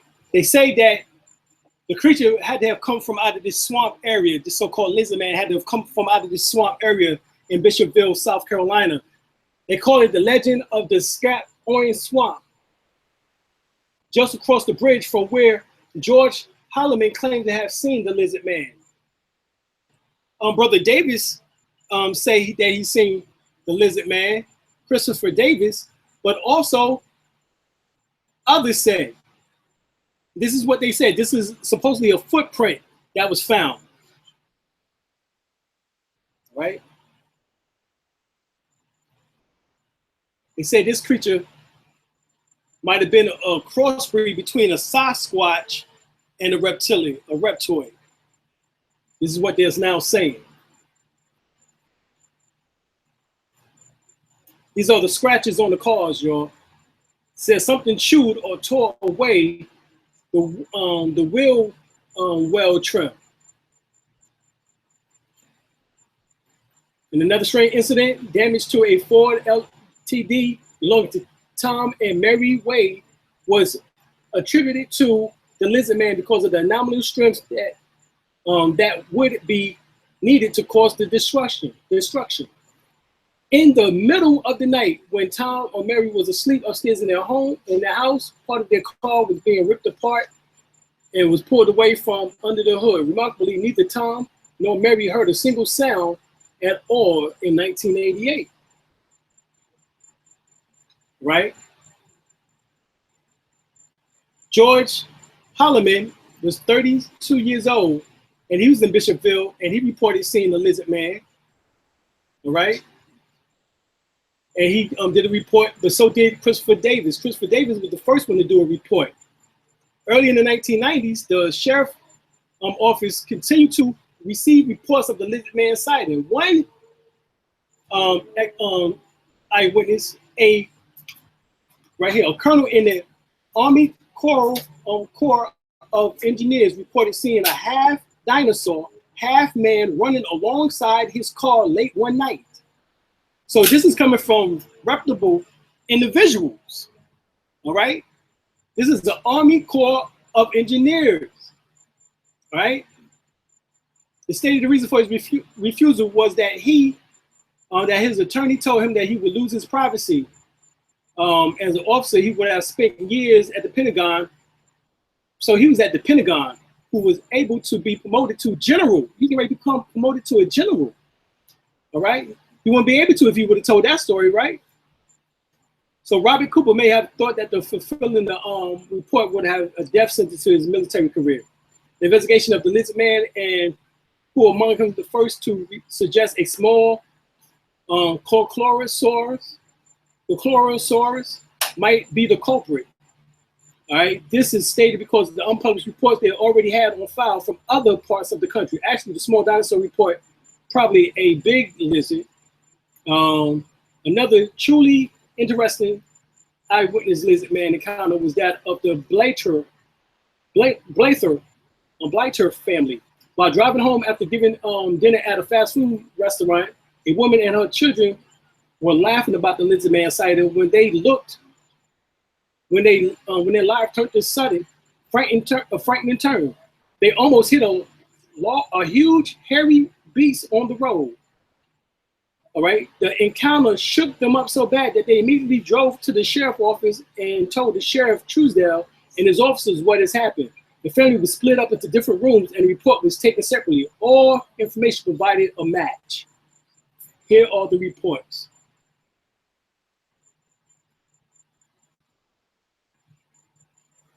So the following photographs and articles appeared in the issue of the Stargate, number 9, February to March 1997, published by Stargate International, no longer in existence. Robert O. Dean is well known as the UFO lecturer circuit and at the time was in the military. During his service, his secret clearance made it possible for him to expose the information that confined him to what was behind the UFO phenomenon was aliens in nature. He wrote the article below. Although we have no way of authenticating this photograph, people are always curious about the viewing pictures like this. All right. So I'm going to leave it here. I'm going to say good night to everyone. Appreciate y'all coming out. And we'll come back again and get a chance to go into more information concerning what is really taking place on planet Earth. All right. Appreciate each and every one. Anybody got any questions? Anything? With the reptile and the shape-shifting. Mm-hmm.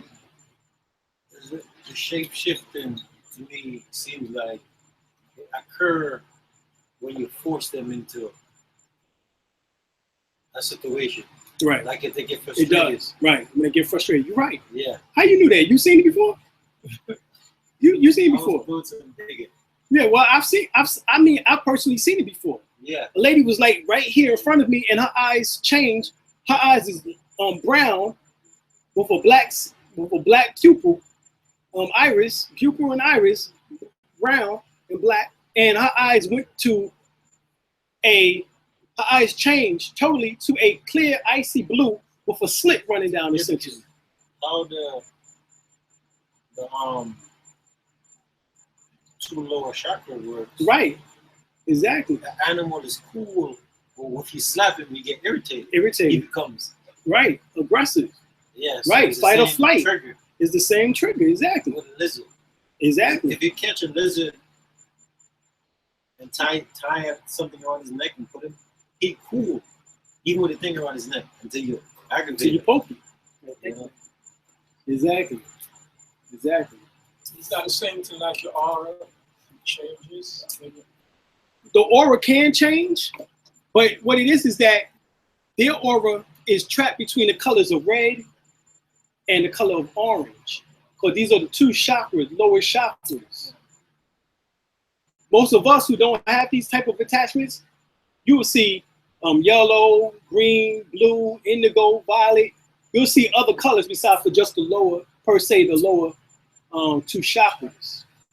You know, but a person who is trapped into that materialism by that type of being, now not all of them is evil.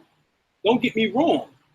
However, this is happening to individuals who obviously can't handle the pressure of the industry. So we seen what happened with Britney Spears. She got on what show was that, baby?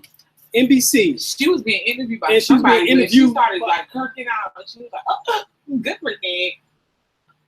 She was exactly. Yeah, the Disney kids, right. The Disney kids can't handle this type of thing, man. Disney's like the house. That's weird. That's the whole pedophile. Yeah. Exactly. Yeah, which ain't nobody really talking about. Exactly. You know what I'm saying? Now, you can use the exact same energy as Carlos Santana said. Yeah. Come up with creativity. Come up with songs. Because guess what? It's neutral energy. Yeah. It's based on your perception, on your fight or flight mechanism. And fight or flight don't have to be fighting. It can be actually flying. You can actually use it to ascend. You know what I'm saying? So it's energy, all right, from that plane. When you practice Qigong or Tai Chi or healing, you actually are tapping into that energy. Yeah. It's called prana or chi or ki energy. But the thing is that that's neutral energy that you can utilize for the betterment, uplifting of people, or materialism, which that's what they have captured themselves into. This is what they have put themselves into. Where they only want to think about fame, fortune, money. That's it. That's all they want. You know what I'm saying? You know, but if you have another agenda, you know what I'm saying, then guess what? Those energies will have to work with you on another agenda. It wouldn't be just on that aspect. It would be on uplifting, etc., etc. This is a black and white issue. Nah, this is happening. That's why I was showing people who were so-called black. It was happening to so-called white people. It's happening. You know, so it is taking place. You know, I go up and I'll show you what I'm talking about. What they do too, some of those so-called secret places, right? They so-called call it Indian reservation, right? So no one could go there. And it's the government that's running. Exactly.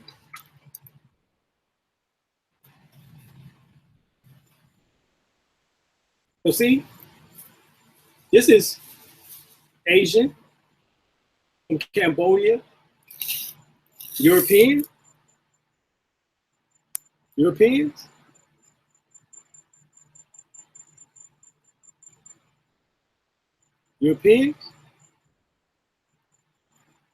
but also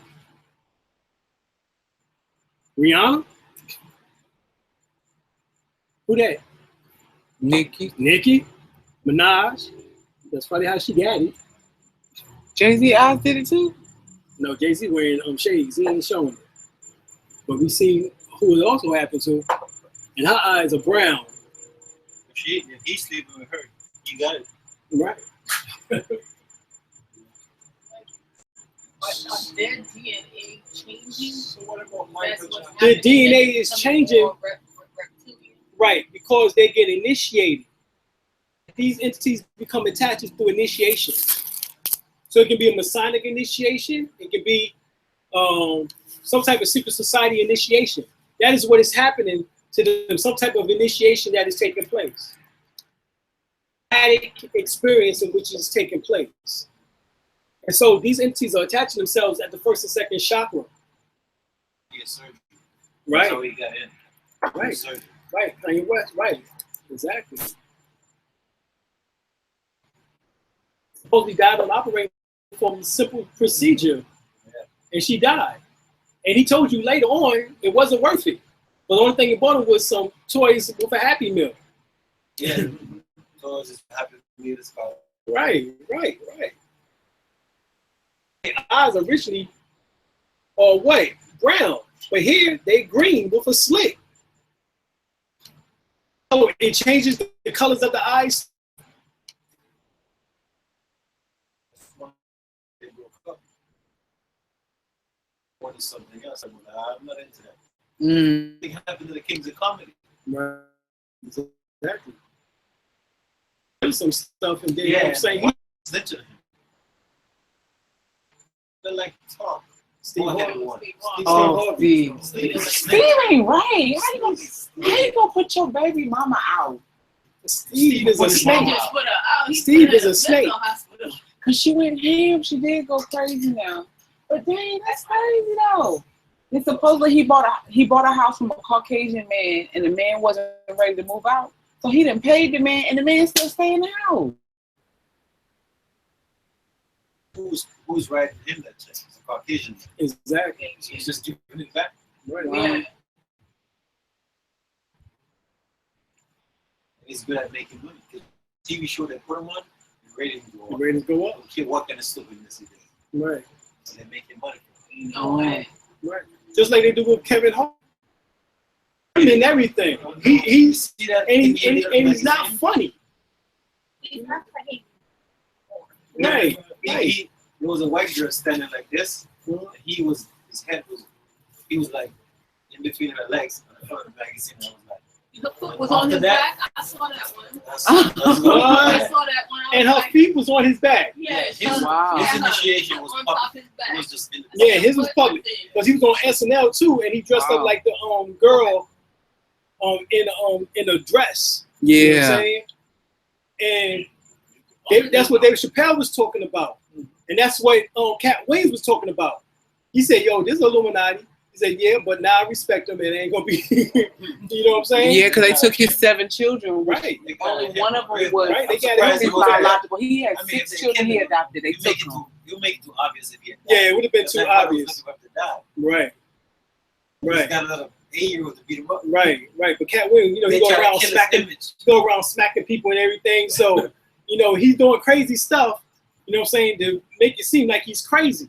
That's what Lauryn Hill was doing. Lauryn Hill, they were trying to get Lauryn Hill to join the Illuminati and everything, and she was like, I'm crazy. She put on makeup looking like a clown and stuff. She was cutting her hair. You know what I'm saying? That's how Martin got out of it. That's how Martin got out of it. Exactly. Martin went outside talking about, they coming to get me with a gun, waving butt naked. You know what I'm saying? They're coming to get me. Things to get out. These are the ones who was able to get out from that. That's why she went to prison for all that money, all that money. Taxes. The taxes. Which Right. one? IRS. Yeah, Lauryn Hill, right. She owed $2 million in taxes. But she didn't go though. She had to do the music instead. No, she did. Yeah, she did time. Yeah, she did time. Oh. Yeah. She did like 3. It's supposed to have been 6 months, but she did 3. Got out. She got out, and she still had to owe the $2 million. So they gave her a record contract again. Yeah. So now Sony now, so she had to go back into another contract with them, sell her soul back to the devil now, in order to try to get that $2 million, just to give back to who? Give right back to them again. Come on, man. This is some serious stuff going on. How do we get out of paying the IRS? Since we technically don't have to pay the IRS. It's illegal for us to be paying Right. the IRS. Well, you have to do an affidavit which states that you are a non-taxpayer and that you are a foreign entity. You have to do a foreign 98 trust. So when you do a foreign 98 trust, you have to make sure that you have an address outside of the so-called United States in another country, and that your name, your birth name, is now that corporation. And so they give you a new EIN number for that. That's the number that you would use now instead of the number for your Social Security. You would use that EIN number now for the name in all caps corporation that you just formed through the Foreign 98 Trust. So now you don't have to pay any tax because guess what? That is a corporation, which is a trust, which is what? IRS is tax exempt. Trusts are tax exempt. So now you just put your name on a trust, tax exempt, and it's foreign to the jurisdiction of the United States. Now you don't pay any taxes. Because only only have to be a foreign country that's out of United States jurisdiction. yeah, it has to be out. So you have to be probably. You can do it. It could be Canada. It could be. It had to be someone who's part. Yeah, it has to be someone who's part of the Hague Convention. All right. So Canada, Mexico, Puerto Rico,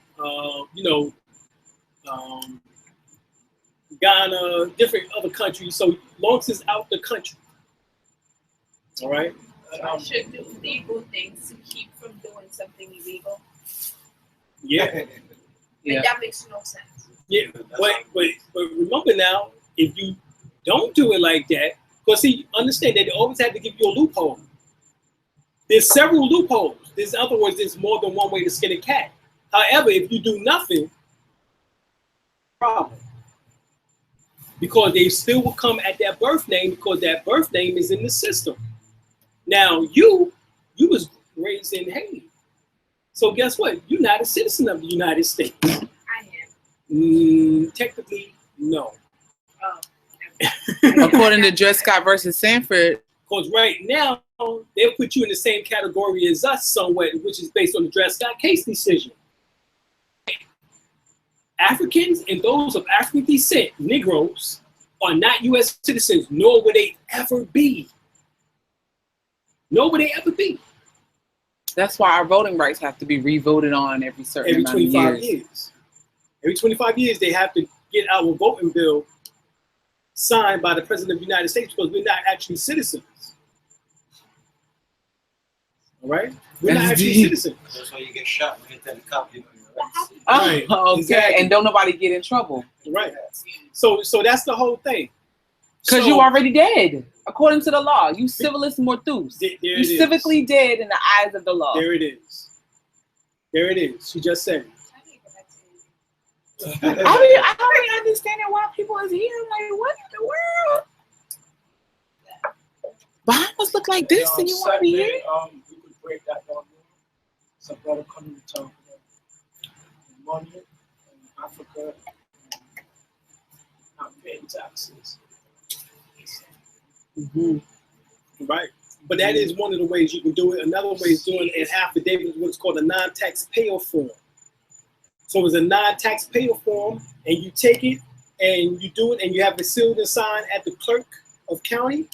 So you go to the Register of Deeds office, either to the clerk of civil father or superior court, and you get that affidavit sealed and signed. You send a copy to the governor. You send a copy to the state IRS agent and the attorney general.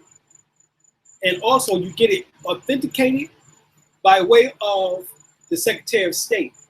So now you have the various seals on it from, which is what? The one over the county as well as over the state. And you also have the one from the state through the Secretary of State who verifies the notary seal.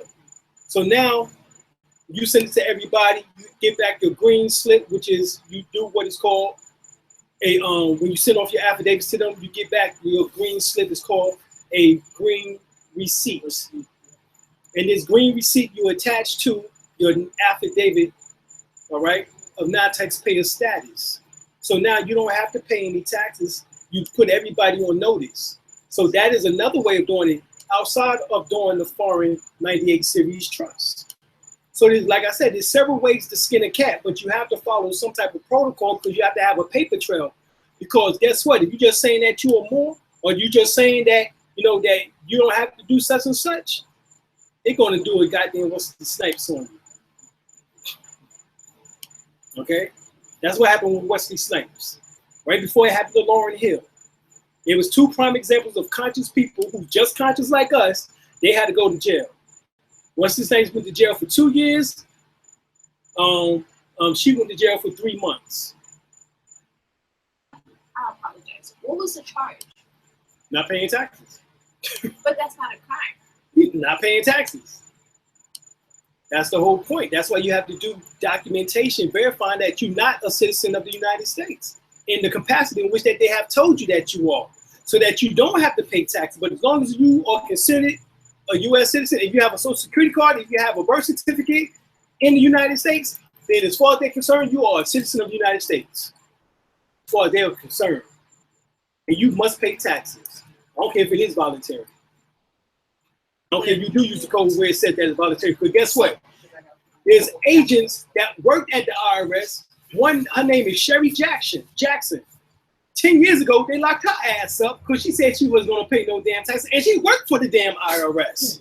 Because she found the law showing that you didn't have to file taxes. I think And she used the law, and guess what? They still locked her ass up.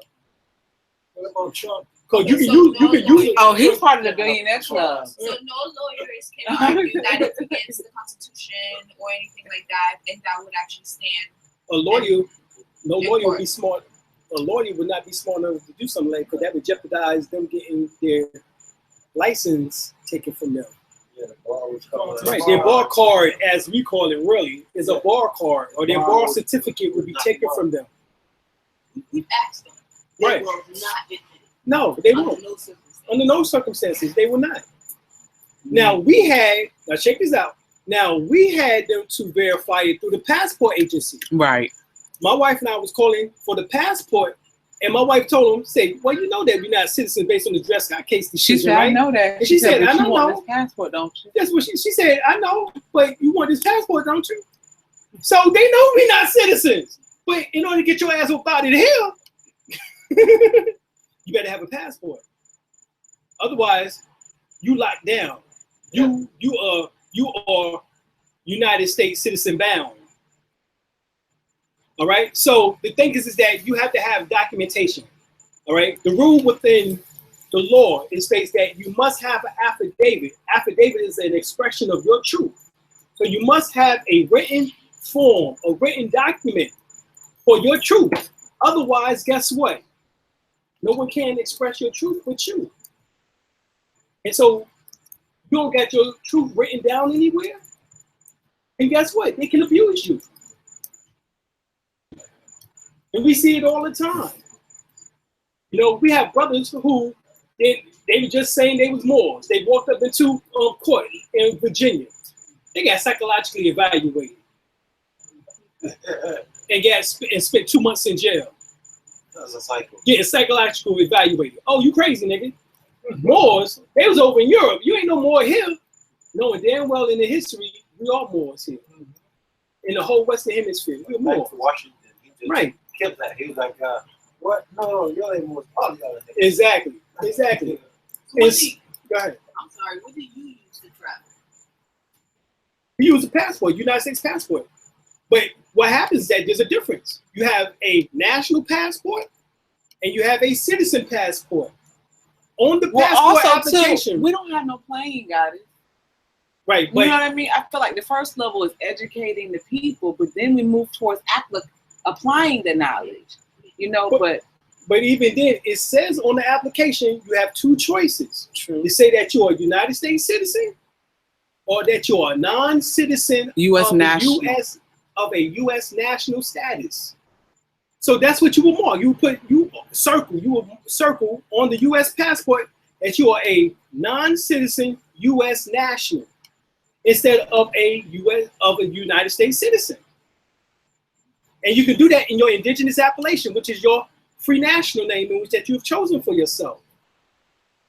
And so you fill out the application, your indigenous appellation, and circle non-citizen, U.S. national, and they will send you a passport with the codes with the fact that you are non-citizen.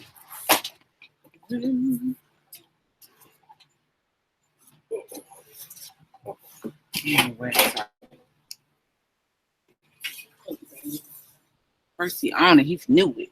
All right. Mm-hmm. So that's what you have the choice to do. Like my wife said, until we develop our own planes, get our own landing strips, our own airports. You know, if you try to use the world citizen passport, it's only good in 28 countries. How many now? It's 31 now?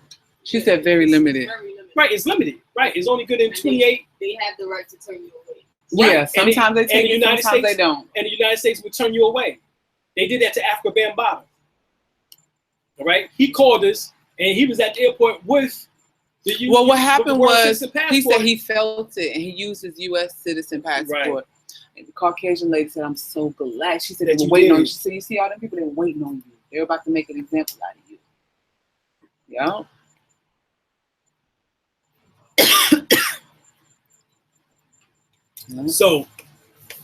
So that's the thing. Now we as United Washington, we talking about getting a passport machine. But even then, guess what? We would have to pass through their agencies so that it can be recognized, or at least give them notice so that we can utilize it when we go to the airports, the train stations, or etc. Okay, so it's still something in which that has to be worked on. All right, so Malachi was in the process of getting passport. yes, right. That was the next thing that he was doing. Matter of fact, that was the last thing that the Empress was working on. Right. She actually she had passports. Right. Some people. Right. Some people, very little, had the passport. Right. So they was being recognized. We was able to use them. So this is what I know Prince Bey told us, being that we was chiefs. Now that we are Prince and Princess of United Washington, he told us that that was the next step. Once we had our plates for our automobiles, working on the passport machine. Also, so we can do our own passports. Our own money. Our own money. Mm-hmm. When you go on the line, you have to change the dollar. Right, right. Mm. Yeah, That would be good. Exactly. The Exactly. thing is protecting what you build. Right. Because they just went on there and got him. Right. You know? Right. We caught him in the Kmart parking lot with his two daughters, and hemmed them up and locked them up, and been locked up. And then slander you. Right. Then slander you, with the lie about children. That's a touchy spot for everybody. Yeah. Yep. So, those are some of the things that you would have to do in order to protect yourself. First thing is nationality. That's number one.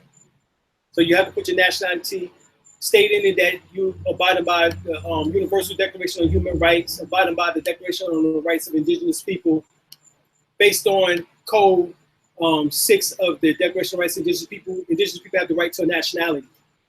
Based on Article 15 of the Universal Declaration of Human Rights, people have the right to a nationality. Children have a right to a nationality. Why they keep using this word nationality? Because we're the only people who don't have a nationality. Everybody else in the world have a nationality. So that means that they've been writing information since 1948 for us to come back into the fold of the families of the nations. Come back into the United Nations. When we go into the United Nations, we're not treated as Negro, blacks, and colors. We say that we're Washington. In other words, an Aboriginal indigenous tribe from the Americas in the Western Hemisphere. They don't say nothing except they look at that identification of our nationality cards and let us in. We had Moors who was from the temple to come in with their temple cards and they got turned away. They're turned away. But aren't they on the side of Morocco? With all the temple card and But see, they try to explain that Morocco. That treaty was void by Washington.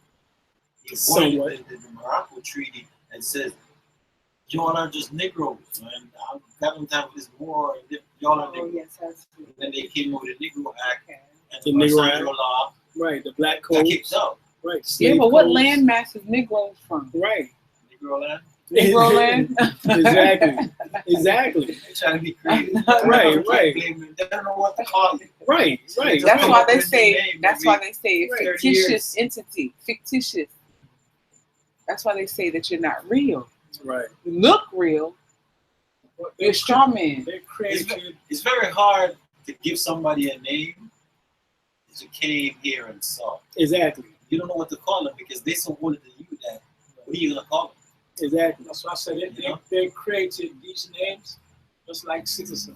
It Right. was just European who was citizen. Right. And then afterward they changed it. Like We the was Chinese was fighting to be citizen too. Yeah. Right. And later on they get to be citizen. And that's Right. civil rights didn't help. So they changed the meaning Right. of citizenship or whatever. It's like the minority. It's like wanting to be a minority so they can get some kind of subsidy. Hey, They don't I realize. saw that in the question. One question Yeah. is black minority or majority? I'm trying to get that clear. Huh? Is Majority. black people minority or They Majority. say you're a minority. No, Yeah, they say all right. 1% Let me of black explain. is black, right? Worldwide, There's no such so-called black 13%. folks or black people outnumber the white folks 18 to 1. Right, but that's why you can tell it. It's not minorities. Right. It's not legally used as Right. a numbers thing. It's Right. nothing to do with the numbers. Right. In the United States, in law, minority means one who is immature. Right. You can't govern yourself. Infantile. Oh, you right. can't Infantile. govern Right. Someone who is infantile in the That's mind. deep. That's That's what the deep. Black Law Dictionary and Bouvier Law Dictionary Can't govern says. yourself. It says, Wow. right. Mm. Someone, right, and represent you as if you can't present yourself. Yeah. All right, because you can present yourself if you was in your right mind and proper persona juris. But you going in there saying that he's handling my business for me. Oh, he is. He's an officer of the court. Right. He's also the court. He's on this side. Right. Him and the judge probably gonna play golf. Yeah. You know, and they're gonna eat right after they put you in jail. Yeah. You know, and talk about how much money they made off of you as commission for that bond. Peace. Thank you. Peace, We'll family. see y'all on Saturday. I gotta come back for more. Peace. Yeah. It's crazy. You want to say something now? Oh, okay. Did you hear about the Admiral Byrd, right? Yeah. Over there in Antarctica. Then I got it on here, but I there was is gonna keep going. there's information that a few different species or entities inside the planet. Right. But the oldest, right, is some black bluish pygmy looking beings. And even the people that he was with, and when they went down there, those people was there already. And one of the Italian generals in the first Ethiopian war, he wrote and said that they were chasing some little people, and they went down to a home. They went on there. It was 10 of them. And they ended up start talking to one of them and asked them, did you make this tunnel? He said, no, this tunnel been here millions of years before I came here. Exactly. Yes, exactly. Well, Dr. York wrote a book called Shambhala and Agatha, in which that he reveals into the Tyros, the Diros, the Flugeroids, you know, all these, the cone head people, you know, all these beings in the earth. As we show, the reptilians, as they call themselves, as well as also the grays in the earth. So in the earth, obviously, is a type of another way, dimension. Yeah. This is where the flat earth information comes in at, because they say that if you went into the Antarctica and went down into that central point, the same area where Admiral Byrd looked at, you would actually go into another dimension. Yeah. They tell you that Shambhala is what? Is a realm. Yeah. That's what they tell you, the that it's a Himalayas. realm. Yeah. Right. So this is what they really talking about, y'all. Yeah. You know. We just see because we're on the surface of the planet. So, you know, on the surface, you know, everything look what it is. They said that on every planet, the most intelligent beings are inside. Inside, right. This is where we're seeing all this advanced technology, but this advanced technology is still working off the parts of the body. Yeah. You know what I'm saying? The pineal gland, that's virtual reality. Camera, that's the eyes. You know what I'm saying? Computer, that's the brain. You know what I'm saying? So only thing this external technology is doing is working off the advancement of the technology that you already have within you. That is already part of you. That's what it is. So everything else that they doing, that's linear brain. That's not holistic. Because I was told that if you want to get off this planet on a ship, the ship has to be top driven. So you have to actually become the ship. The ship. Even if you go into a physical ship, Right. that physical shit has to become your thought. Right. So the physical become Exactly. that's the only way out. That's the way off. That's right. And that's why I was showing that we had to become the Maccabees. That's what we was talking about. So that is it. That's the only way off. Now the Albion, he would try to play all these tricks. That's what we were talking about before, this fake technology, their little aircraft, their UFOs that they keep showing, the metal ships. For them to try to deceive us, like what we talked about with William Cooper. Yeah. And he already broke it down to us about Project Blue Beam and how they would use this spacecrafts and all these things to try to fool us. Yeah. But they get that technology from those inside the earth, the graves. Yeah. This is where they get that information from. Who's helping them? All right. However, the real, that still don't stop us from being the real beings that we can be and transform our bodies into ships. These worlds that we talking about, into these various dimensions that we talking about. You know? So this is the real science. So what about Nibiru? Nibiru is this. Let me show you. This is really Nibiru right here.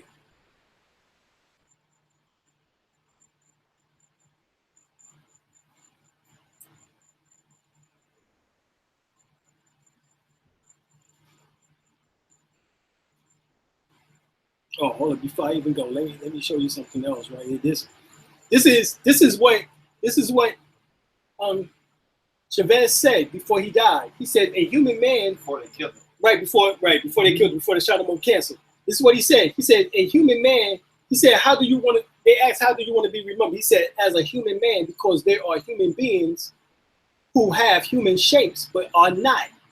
I am humans. Now hold on, what do you mean by that? Oh, that was deep within itself, wasn't it?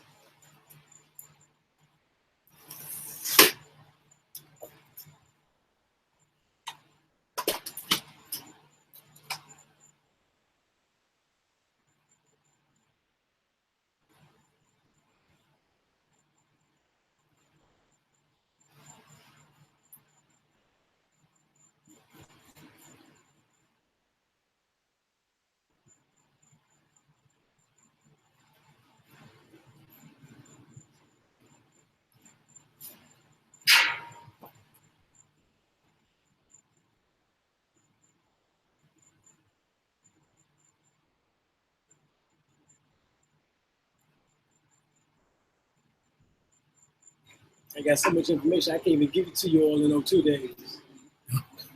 There ain't no way possible. Even if I was teaching from sun up to sundown. But this right here is a picture of the pineal gland. This is the pineal gland, how it looks. This is what we're talking about, how it looks like a pine cone or it looks like the head of the phallus. This is where to get the name from. So here, the eye, as you see, is in the brain. The eye of Horus.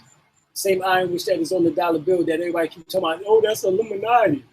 I ain't worried about the Illuminati external eye. This the eye I'm worried about is the one internal. Exactly. That's what I'm worried about, the one in which that is shielded by these 12 cranial nerves right here. The spiritual eye, where current is, again, concentrated in one point.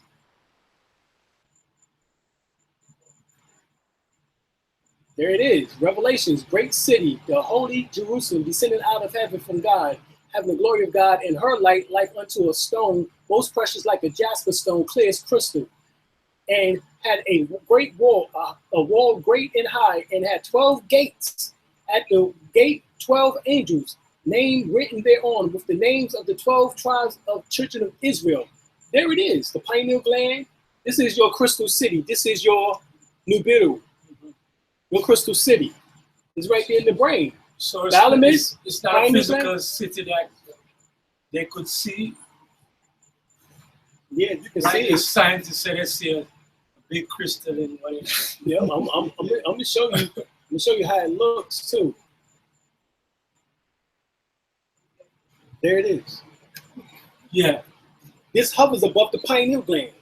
This is the equivalent of this is the equivalent of the brain being blown up to the same size as a car. I don't know. I guess it's still live. All right, we still live, then I guess you're still getting some of this here. All right, so there it is. So a galaxy-like cloud in the brain above the pineal gland between the left and right hemisphere. And it's called the Eye of Heru. So when the Kundalini comes up, it hits the pineal gland, which I just showed you. The pineal gland, because it solidifies, because it has 144,000 lenses around it, it beams that energy up, the Kundalini up into this galaxy. That is Nibiru. Here it is. The Old Testament says, Jacob, the name of the place was pineal. For I have seen God face to face, and my life is preserved. Right here, this is actual photo inside of the human brain. The cells of the brain are magnified to the equivalent size of a car. I see light cloud in the center of the eye is Horus. Eye of Horus, or Heru, or Sar, Christ, Buddha, Shiva, Uriel, also called Lucifer. It is inside of the brain in this fluid-filled chamber of the third ventricle. The eye of Horus is alive, active, and floats above the pineal gland and influences melanin and the spirit world, unseen.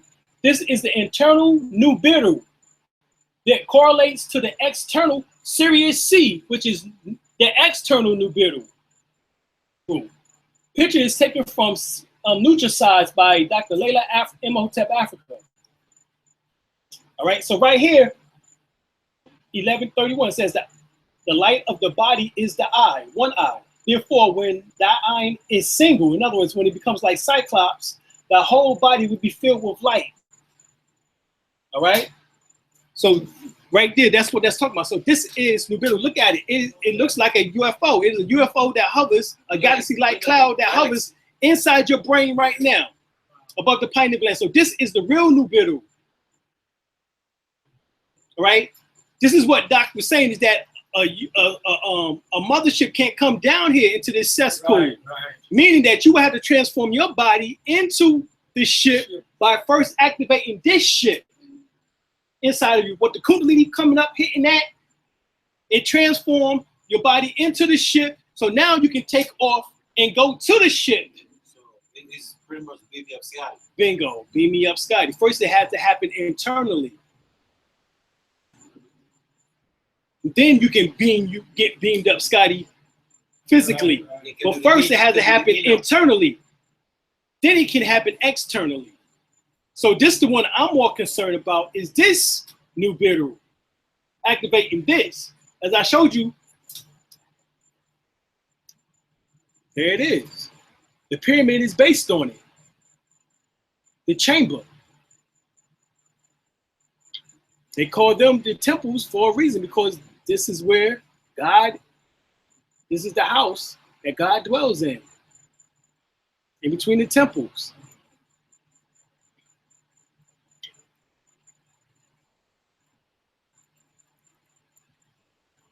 So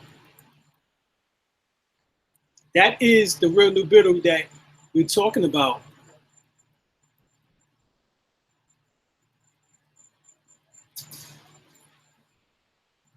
And that Nibiru takes you into another galaxy, another dimension.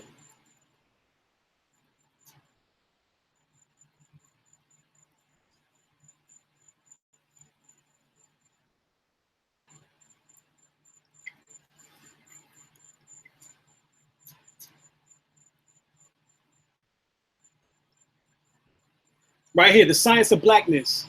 Hotep Ayamin states melanin is a black allowed the chemical structure to obtain, retain, store, and generate light and store energy once it is contact the molecule. This light and sound energy permits the African to have a higher level of perception and give him the ability to communicate with the dead. And the outer what? Space cosmos.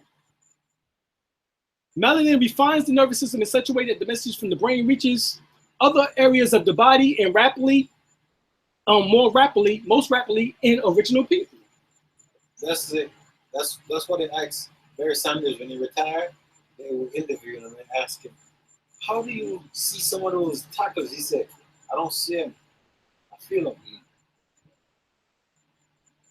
He's like, "I could feel and know what they are and who is gonna hit from who is not gonna hit." So he said he runs knowing that nobody's gonna hit him right here. Even the person that's there is not gonna make it on time there. So he's just feeling. Exactly. Well, there it is. So right here, when the energy is captured, which is through your melanin, the battery has more energy to use in the body. Melanin can absorb a great amount of energy and yet produce no tremendous amount of heat when it is absorbed, this energy, because it can transform harmful energy into useful energy. Human being can charge up his melanin processes the unique ability to absorb various energy sources and convert these absorbed energies into reusable energy, including mediums such as music, vibration, sound wave, sun rays, sun heat, light rays, etc. According to Dr. Leon Edelstein, melanin can absorb tremendous quantities of energy of all kinds, including energy from the sun, X-rays machines, energy that is formed within cells during the metabolism of cells. In Dr. Frank Barr's theory, matter is shaped and structured by light. These molecular melanin combinations eat light in order to maintain, expand, and evolve matter. Evolve a species, the more complex its biological capacity to use light. This is the reason why Qigong masters practice Qigong. Tai Chi. To a point where he could create his own life. Right. As great is he within you than he that is in the world. So this is what this is talking about. So the pineal gland, that same picture that we just saw, think about an abundance of energy being into you via your hair, via your skin. You become more highly evolved, a species. All right. This can help explain how we evolved as a species. If we was in a hot climate like Africa, we was right there on the equator at certain ley lines, these certain energies would hit us, right? And which that would cause us to evolve. All right. So this is what this is really talking about. So that takes place by way of Nibiru, that galaxy-like cloud that sits over top of our heads, in our brain, over top of the pineal gland.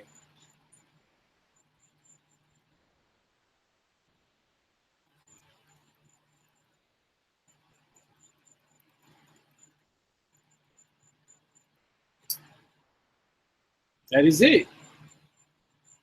That's what this is symbolic to. The wing disc. The Son of Righteousness will come with healing in his wings. Malachi, the 4th chapter, the 2nd verse. There it is. That is Nibiru, the wing disc. All over again. You see that? In other words, the center of that acts like a black hole called the black dot. And within that, it swirls in energy and swirls out energy. At one time, they said the black hole didn't transmit energy or light, that it just captured it. However, Stephen Hawking, listening to my program back in 2008 when I did my lecture in London, that I did that Saturday, that Monday, he changed his whole philosophy after listening to me and said, light do now come from out of black holes. And I explained it on the radio how that happened. And then all of a sudden, he changed his philosophy 2 days later, that Monday. So this is the whole point. Once you reach this is your macabre. Once you get to your macabre, your Nibiru, all right? Can you just explain about the planet Ritz? Or stop right there. Risk is Sirius C. Sirius A, B, and C. All right. Ritz is part of Sirius. Is Sirius A, but remember, Doc talked about there's 3 suns. Right. The 3 suns. Ritz is one of the planets of one of those 3 suns. The 3 suns is Sirius A, Sirius B, Sirius C. Sirius C is Nibiru, called Emiya, which is returning now every 3,600 years, as Zechariah Ascension says, it returns back into this atmosphere. People have seen Nibiru, which is Sirius C. Yeah, this is why Europeans are talking about, oh, the Mother Goddess spirit is returning. That's Sirius C. You know what I'm saying? And plus, we the ones who put that information out. All of a sudden, y'all talking about the Mother Goddess. Y'all don't know nothing about that. Because y'all patriotic mentally. You know what I'm saying? Oh boy, we saying, Mama! Yeah. Thank you, Mama! We don't even think about Daddy. Yeah. Mama! First thing we say, right? Yeah. In Vietnam, every time someone got hit, they hollered, Mama. Exactly. Exactly. Yeah. One question: what kind of bird is that have the ibis bird, a crane? What's that? An ibis bird. Ibis bird. Yeah. Mm-hmm. Ibis. That's the ibis bird. It symbolizes the ba, or the soul, the flight of the soul. Right. Exactly. Also Tahuti, which symbolizes wisdom. This is also the bird in which that is said to have when you get the story of the stork bringing the baby. This is where this come from. The gander, what's good for the goose is good for the gander. Yeah. Or that saying, or when you get that other saying about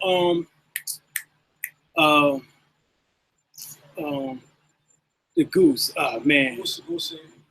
Yeah, well, that's the story, right? The children's story version, right? They do goose, goose, duck, right? But the ibis bird, which is the crane, also symbolizes this is the one who carries the soul symbolically. So when we see that, that is what this is talking about. But myrrh is, as you see, is the water. Myrrh, this is where we get the word more from.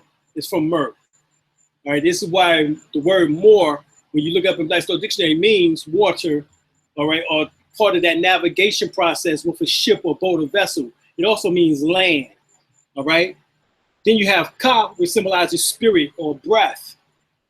And then ba, which is symbol of the bird, because remember, when Asar lost the function of his phallus and the phallus could not be found, and Isis or Set found all the other pieces of his body, which was 13 pieces, the only part that was missing, she had to have Tahuti to form the phallus symbol for Asar. And afterwards, she transformed into a bird and lit herself over it by flapping her wings very hard to make him orgasm, in which that produced Heru. So this is talking about the Ba, all right, aspect. So to connect the spirit and the soul. This is the Kaaba. So this is the same Kaaba that within Islam, Kaaba 7 times. Right, the Kaaba stone. The Kaaba stone symbolizes that black hole that we just looked at, in which that symbolizes right there. You kiss on the 7 rotation, you kiss that stone, right, which symbolizes the activation of this black dot, all right, and the transformation of being able to transform into now your Makaba, which is this. This is how it looks. This is how it is with you inside of it. Hebrew word Makaba means chariot, derived from the consonant root RKB, with general meaning to ride.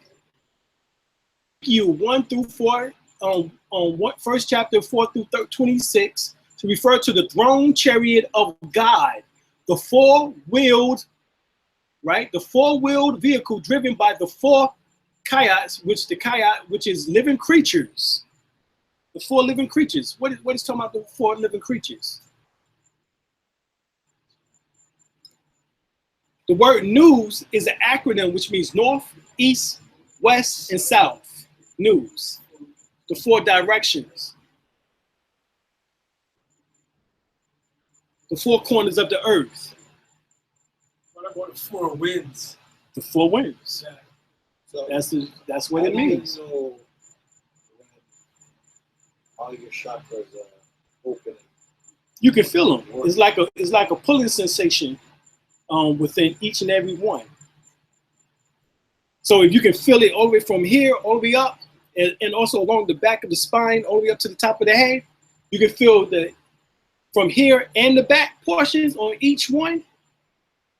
Then you know it's time in order to raise the Kundalini, because the activation of the Pingala and the Ida, which is the left and the right sacral nerves, are now activated, so there's Sushumna, so that the Kundalini can now come up through the Sushumna, which is the hollow area in the spinal column. And you can make a smooth transition because the etheric cords have now been burned. That's why you're able to feel all of them in all your places now. And as we said, the pineal gland, pituitary gland, the thymus gland, your pancreas and spleen, your adrenal glands, as well as also for the woman, the uterus, and the ovaries, for the male, the testes, and the prostate gland. These are the 7 major glands, hormonal glands in your body, called your endocrine glands. These are your chakras. So you can feel where each one is activated, because it's like a little slight pulling sensation in each of them. You feel it like along the line. So along what is called the governing vessel. So from the crack of the behind all the way up the spinal column to the top of the head, you feel like certain areas being like a little pulling sensation. Then down the front, you feel like little pulling sensation. The first one in which that all the ancients say that you should open is your third eye. That's the first one. Right? And you can actually take a penny and place it right here and just simply concentrate on the sensation of the penny. That's why the yogi or the practitioner of the Hindu, they put the red dot or the dot right there, because it does the same thing. You have to remember that they need to stay in their higher self. Okay. Any other questions before we go? How does it take actually 21. From the energy to be 21. 21? Mm-hmm. And if you fast for 21 days, you can achieve that. Queen Ford gives you a program on how to fast 21 days. Basically, she breaks it down like the first 7 days, you eat something real light, like maybe a salad, something like that. Then you get into where you're just doing water, and then, you know, nothing at all, and then, you know, doing water or juice, and then green drink. Right, green drink. Then you come back out, and then you go into something real light, like a salad or something like that again. So it's over a 21-day period, and during that 21 days, you know what I'm saying, you can actually manifest the thing. Matter of fact, the refounder of Reiki, what's called Ushi Reiki, that's what he did. He went to he found Buddhist books talking about Reiki, a healing system, and he wanted to learn how to do it. And so he went to a cave for 21 days. During that 21 days, he found enlightenment, came down, and found the rediscovered the information in which that would be used later on for the Reiki system, in which that we use today. It came after 21 days. What's the significance of 40 days and 40 nights? Oh, that's 40 weeks, which is the pregnancy of the birth of the woman. In other words, remember, it says that the animals came in twos. When women got 2 ovaries, and she can produce fraternal twins, or from the egg, fraternal twins or identical twins, right? She got 2 breasts. So originally, she produced 2 children at a time, twins. Sometimes you'll get more, sometimes less, 1. But originally, it was 2 children that was produced. So that is Noah. Noah means the mind. Nos means the mind. All right? So the water that it rained 40 days, 40 nights is talking about the water breaking in the woman. After the 40 weeks, the water breaks. And now you come to shore, dry land. You see? So the whole story of Noah is talking about the pregnancy of the woman. That's why it show you again in the New Testament, Jesus 40 days and 40 nights. Yeah. Him being now tempted by Satan, by the materialism of the world. Everything, Jesus, just come down and, why don't you make these rocks bread, yo? You know what I'm saying? I know you hungry. Right? So that's the real significance of the 40 days and 40 nights. It's talking about the women's water breaking. And they say, remember, that water builds up inside of there and the child is now what? Reared in there, going through from an amoeba, zygote, to a what? Fetus stage inside of the womb for 40 weeks. Right? 40 weeks. So that's the 40 days and 40 nights that the water fell upon the earth. And then it says that it was given a covenant, and the covenant was a rainbow, your chakra systems. You was given your endocrine glands as you went through that process of going from amoeba stage, a zygote stage, to a fetus stage. That's what Noah was really talking about. So the fetus backbone is like a rainbow. Like a rainbow, right. And how do you see that we choose our parents? Yeah, 3 months prior to us incarnating in the physical form, we come and visit our mothers and fathers. And for those who are in tune, they actually remember you coming to them by way of the dream world. So mothers and fathers can actually remember their children coming to them prior to them coming into the flesh for that 3 months. So those 3 months plus the 9 give us a 12-month cycle. Yeah, because my daughter, she could tell me things before she was born. Right. She was able to communicate from the womb. Yeah, and now that she's 8 now, she could tell me things before she was born. Mm-hmm. About what me and mom was talking about or what we're doing. Right. Yeah, she heard you. And now she can speak English well enough that she can convey it to you. Yeah. And you say she's still doing that at 8. That's good. Because normally, after age 7. Because she's into it. Because she likes to draw, so she stays in there you go. That's why. Yep, that's the reason. Because she keep using the right hemisphere of her brain. Yeah, ever since she was born, she was drawing. Right, me too. She that's don't how like to draw. Right. Nothing normal. Right. She will draw. Doors. I was drawing people. The person look like a cat. Right. Mixed with a lion. Right. And I ask her what it is, and she would tell me, well, this is the people from some other place. I'm like, right. Well, there's said to be a feline species here too. Yeah, she very much into cats. Right. Well, cats are protectors. That's why the ancient Egyptians used them. Not only did it protect their grains from the mice, but it also was symbolic to protection. Because I have a cat. I got her a cat. She went to Georgia Tuesday, and I swear the cat been meowing since she left. I try to shut the cat up. I give the cat food. I changed his litter. I cleaned everything. He's still meowing. Well, the best friend. So is the cat a male or female? It's a male. Yeah.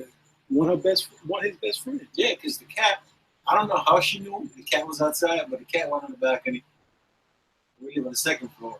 Jumped off, I fell off, downstairs. Nobody know the cat's downstairs. She wakes up, running the room. The cat is downstairs. How you know the cat is downstairs? Because I don't feed the cat in the house. So anyway, I go lay down. So she and her mom went outside. She went outside. She can't find the cat, so she went on the balcony. When she went on the balcony, the cat came out. Came in. And then she went by the door, and the cat just come up the stairs. She opened the door, and the cat come in.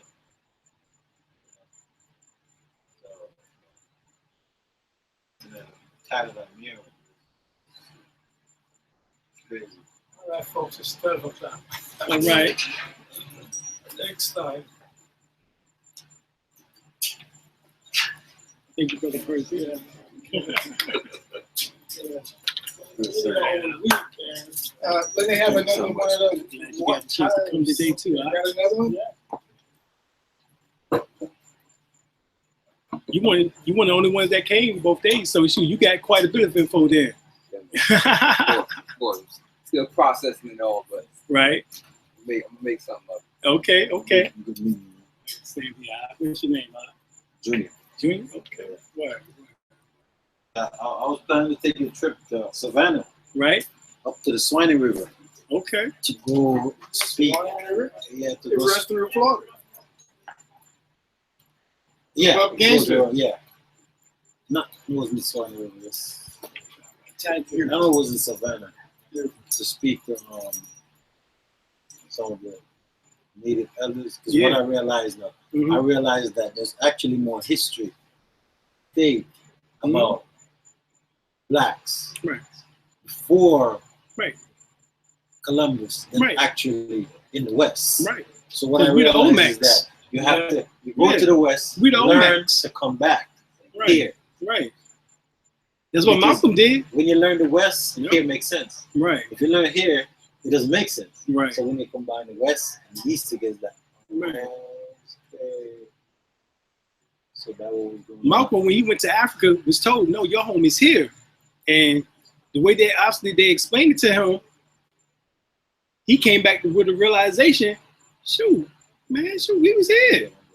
And so he did a speech in which that he says that we was the Aborigines. I know you don't like being called Aborigines, but we are the Aborigines of the Americans. Yeah, because I got a book called When Rocks Cry Out. Yeah, Rocks Cry Out, right. Like, I'm by reading Butler, it. Brother Butler. The book had me running all over the place.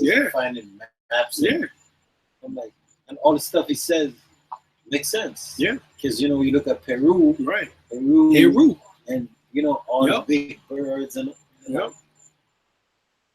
And then the Mexican archaeologists, one of them said, any Mexican or Spanish or South American archaeologists that value their career will never tell when they discover anything black. This whole black stuff they discover, every dig, they're gonna put up a toilet. They find statues of black. And that's the reason why they give it to the Smithsonian Museum. They destroy it. Because of your career. Because it's being funded by the same Jews. When we went to Mexico on the cruise 3 years ago, well, now it's 4 years ago, it's 2012. Colleges, right? Who was our tour guide. So not only did he know about the history of Mexico, he knew about the predates of Columbus. So he was on the bus telling us, he said, I don't want to talk to you, talk to white folks. He said, I don't want to talk to you. We already know what you told us. Lies. He said, I want to talk to them, talking to us. And he said, the Olmecs were Nubian Egyptians. That's what he said. He said that, y'all. So when Dr. York said that we was Nubians, we was Olmecs, all of that's the same family. All right? The Mandinka of the West are the Dinkas of the East. Incas, right. The same people. The Dinkas stayed in the eastern part while the Malians, well, they now become called the Malians, the Mandinkas left, who also are the Dogons. The Dogons were the priests. Right, the Dogons were the priests of ancient Egypt. All right? In which that the Dinkas came out of, who stayed for protection of that area, the Nubians. But the ones who went west, who formed later on Timbuktu, and to become the Olmecs here, who was already here over 5,000 years ago. We are the descendants. All right? For all of us who, from Haiti, what they call Haiti, Tobago, the Trinidad, to Puerto Rico, Bahamas, land, specifically from the south on up into the eastern seaboard, all the way over into the Midwest, and most of California, all that was us. Because Ramsey wrote down that he came over here, went north all the way up to where a river split into two, and there's an island in the middle. Right. And that was the Potomac River. Right. And he said they were fighting with these bowmen. They were so good with their bow that it was pointless to fight them. So Right. he went back, and the information was like Egypt had to come to the west to be crowned in the temple, and the sun is what crowned them, because the sunshine being it's not a crown of the head, right? It's actually the sun. The activation of the pineal gland, right? Symbolically, right? Right. Right. All of that makes sense. Yeah, because if you go to Chichen to this day in Mexico, on March the 21st, the sun shines directly through it, and if you was being crowned like what you talking about, you was standing in the center of it, and you would see the illumination around the body. You know, so it's all real. This is real. You know what I'm saying? And matter of fact, in the West, this was called the return of the serpents of wisdom. This was called the land of the immortals, the land of the serpents. The feather serpent, the plumed serpents, who was called Quetzalcoatl or Cucumas or Kukulkan. You know what I'm saying? This is here. You know, this is here. He had his wings on his back. And right. I'm gonna get on out of here. Okay, Boom. okay, glad you came. Thank you. So long, everybody in the house. Yeah. Okay. Yeah.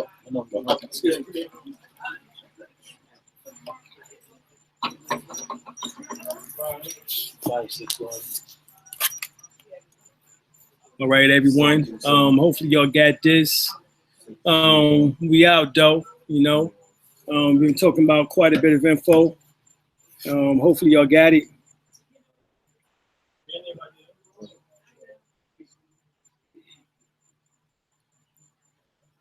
Queen, what do I need to do to close out the video now?